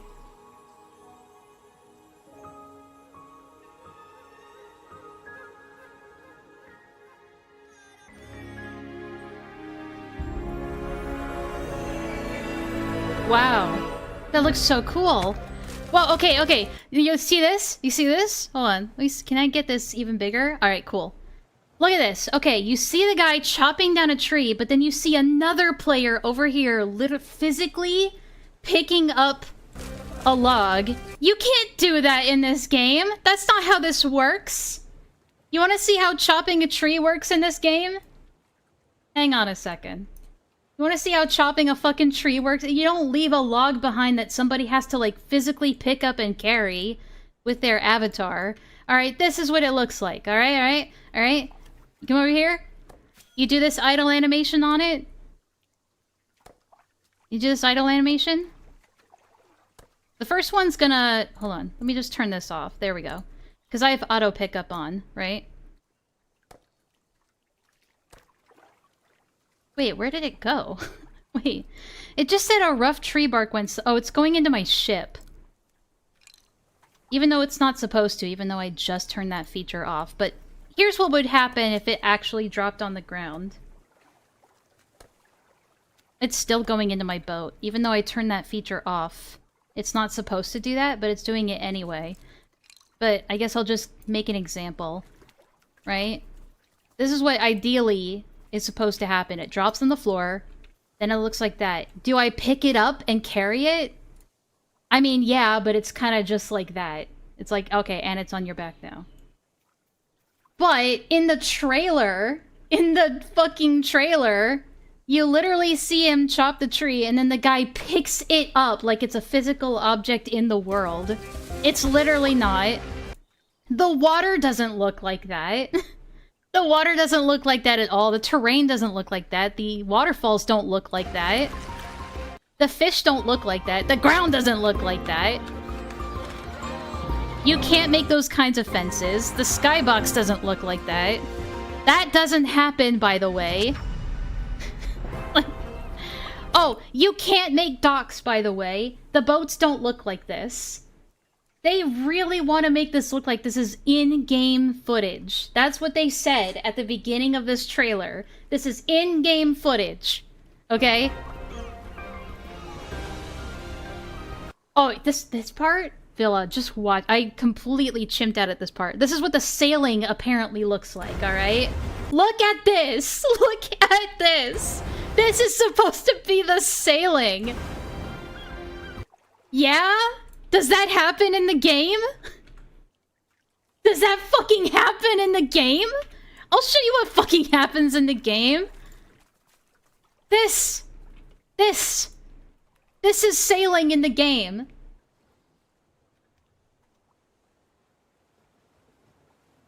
Enlaa, I wasted $30 because of you. This is the sailing.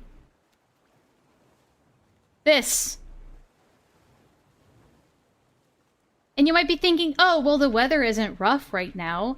Maybe it's just because it's fair weather right now. I have news for you. There is no weather in this game. There is no weather. There is a flat day-night cycle. That's it.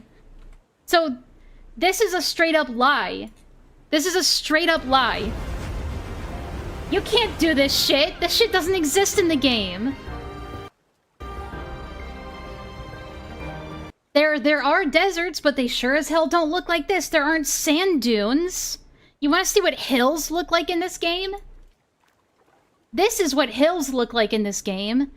Elevated terrain looks like this. Just segmented hextile blocks. Very, like, Minecraft-esque. They don't look like that at all. They don't look like fucking, like, sand dunes. You also can't find NPCs out in the world. That's just not true. You can't do this! I mean, technically you can do this, but it doesn't look like this. And it doesn't look like this either. Again, the hills don't look like this. They look like this.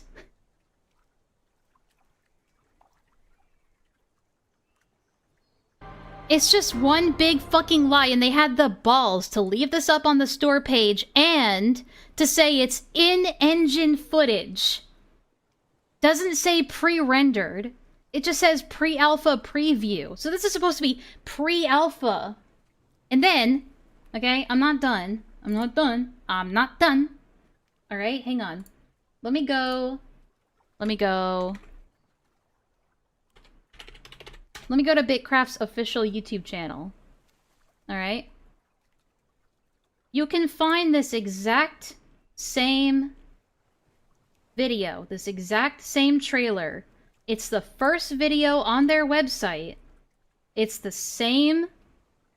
It's 1:24. It's the same exact thing. This was 4 years ago, in 2021.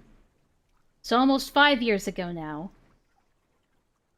So this was before the game was even anywhere near developed to it at like any functionable state.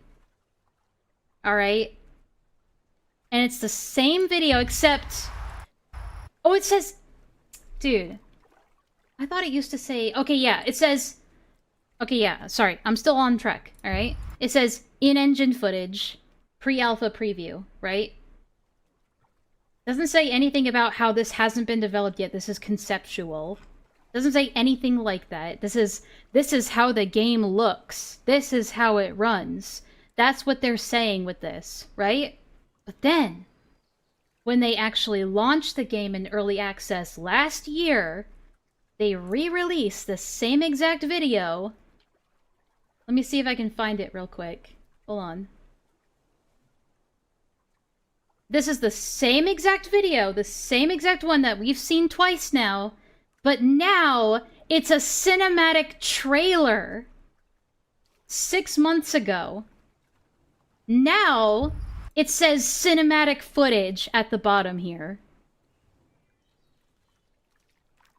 Now, because the game on early access launch looks nothing like this, only now they change it to cinematic footage. But in the fucking Steam store page, it still says in-game, in-engine footage.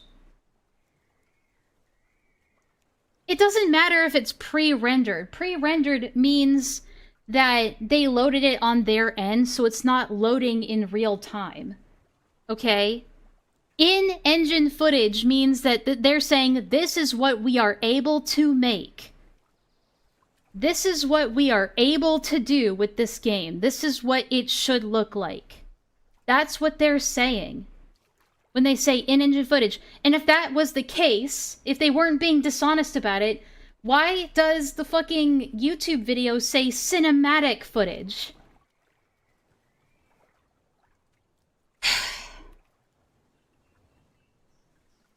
And that's the part that really pissed me off. And I went into the Discord and I asked their community manager, hey, why does it have misleading shit? Why does it have misleading shit on the Steam store page like this? And then there were other people that said, yeah, my friend, blah, blah, blah, bought this game because of this trailer, and it looks nothing like this. And the community manager just goes, huh, yeah, that's very interesting. I don't know why it's there. I'll ask them about it. Sure. Shrug emoji. Yeah, they gave me a shrug emoji. Listen. As far as I'm concerned, this game is a scam. However, I wasn't scammed into buying this game. And listen, Villa can blame me for them buying the game. That's fair enough, okay? I take responsibility for that. I at least got my $30 out of it.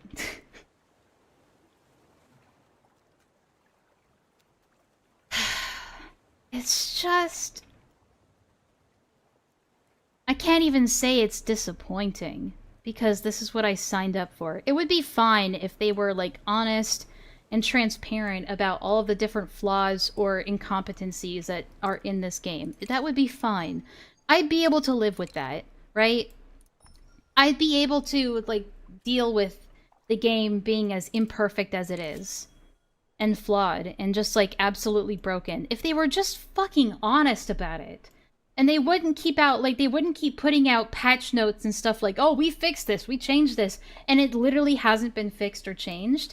And another thing that they like to keep doing is they like to keep removing content and then re-adding that content in back later and then promoting it as if it's new content. You know the worst part about this game is? They don't even have bridges. This is a game where you're supposed to be encouraged to make your own civilization, to make your own towns, to make your own roads, to like navigate, to make like your own navigation throughout the world, and they don't even fucking let you build bridges.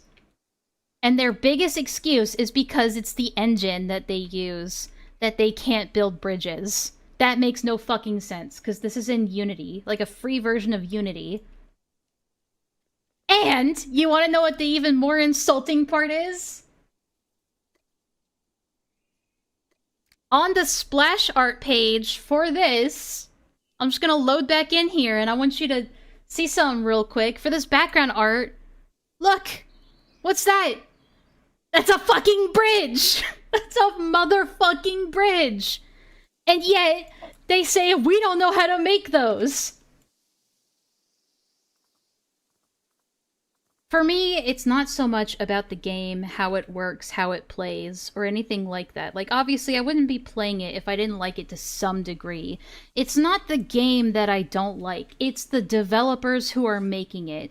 Because they are some of the scummiest, weaselly, lying pieces of shit. And also, their fucking fanbase is just as insufferable. So, like, what's the takeaway from this? It's like, at the end of the day, it's like, okay, they're having a No Man's Sky situation where you're not getting what was promised. But then the question becomes, who's getting scammed here? Tell them about how you were censored over bridges. Yeah, they had a suggestions. What a weaselly little liar, dude. They had a suggestions chat or channel in their Discord, and I put up the suggestion of, well, if you guys can't make bridges, you don't know how to make bridges, why can't you make something that will still, like, at least give us some kind of, like, replacement for bridges, like a temporary teleport fix for bridges? And they completely deleted my, like, feedback within 5 minutes. No. Star Citizen? I mean, Star Citizen is still more developed than this. No Man's Sky delivered in the end? I mean, yeah, but also, who the fuck is talking about No Man's Sky? Okay, fair enough. I don't know as much about Star Citizen as you do. But even if No Man's Sky managed to salvage their shit at the end of the day, who's talking about No Man's Sky? Who's playing No Man's Sky? When's the last time you heard someone say, hey, would you like to play No Man's Sky with me? Let's have a No Man's Sky session. Like, sure, they salvaged it, but it still fell into pure obscurity. It's like an average, like, game that nobody talks about anymore. And yet, they advertise this game as a new kind of MMO. They haven't been in development for decades now, taken billions of dollars at this point, and have yet to actually deliver. They develop perpetually. Yeah. The anger comes from caring so much? Well, yeah, of course it does. Like, if I just hated the game, I wouldn't be playing it. Right? It still fills that niche. It still scratches that itch, right? That no other game does for me. Not even ArcAge. And there are people that I actually play with in the game that I like. You know? I like these people. I like what they've built. I build their fucking roads for them, by the way. Right now, my project is building a road all throughout this, rocky area, which isn't easy, but I do it anyway, because I just enjoy doing it. If I didn't enjoy doing it, I wouldn't do it.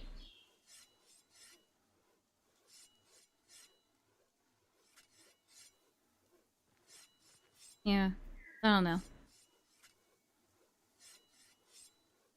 I think if they just weren't so fucking dishonest and so anti-consumer, it wouldn't be as big of an issue for me.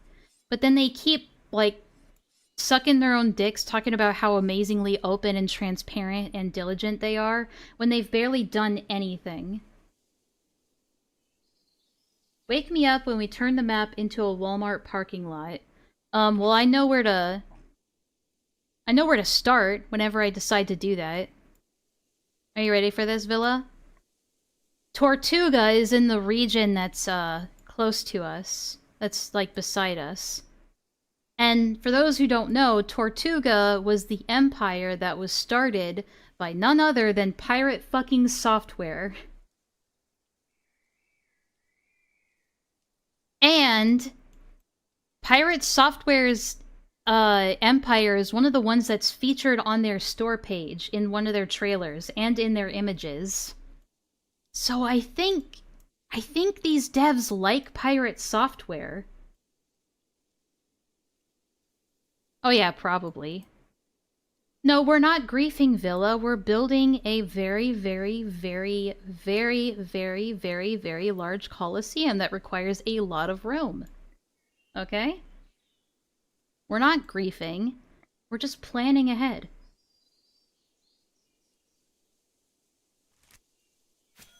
Anyway. I'm getting a headache. Whenever I start ranting like this, I start getting a headache. But yeah, like, it's the dishonesty and them pretending like they're being open and transparent when they're just lying to people. But at the end of the day, who's getting scammed at the end of the day? Me? I didn't get scammed. I got my $30 worth of, like, fun out of it. Right? Who's getting scammed? The people I already hate? I don't, then why the fuck do I care if they get scammed out of their money? Right? I already think that most of the sycophants that play this game are completely insufferable. The people that actually spend real money on this, and God defend it, and buy all the cosmetics and all their stuff and just praise all their work blindly, those are the people that are getting scammed, but they also deserve to get scammed because fuck them. So at the end of the day, who's really losing because of them being dishonest like this? The people I already hate, so not much of a loss there. So at the end of the day, that's why I still play. Because I may hate the devs, I hate what they do, I hate how dishonest they are. But who's getting scammed? People I already hate, so I'm not exactly, like, so up in arms about them getting scammed out of their money. Because they're so dumb, they're not going to learn anything from this anyway. They're just going to go to the next game that they're going to god defend, blindly. You know? So it's whatever. At the end of the day, it's just a $15 video game that is going to be free one day, and so it doesn't fucking matter. Right? It's another game that is fun for now, and it's going to fade away into obscurity because they can't fulfill any of the promises they made because they are just too fucking incompetent. And they have so much of an ego that they don't even want to own up to that. No, Cliff. Not doing that. Anyway, that's it. For realsies this time. Thank you for listening to my stupid rants. I'm out of here. Bye-bye!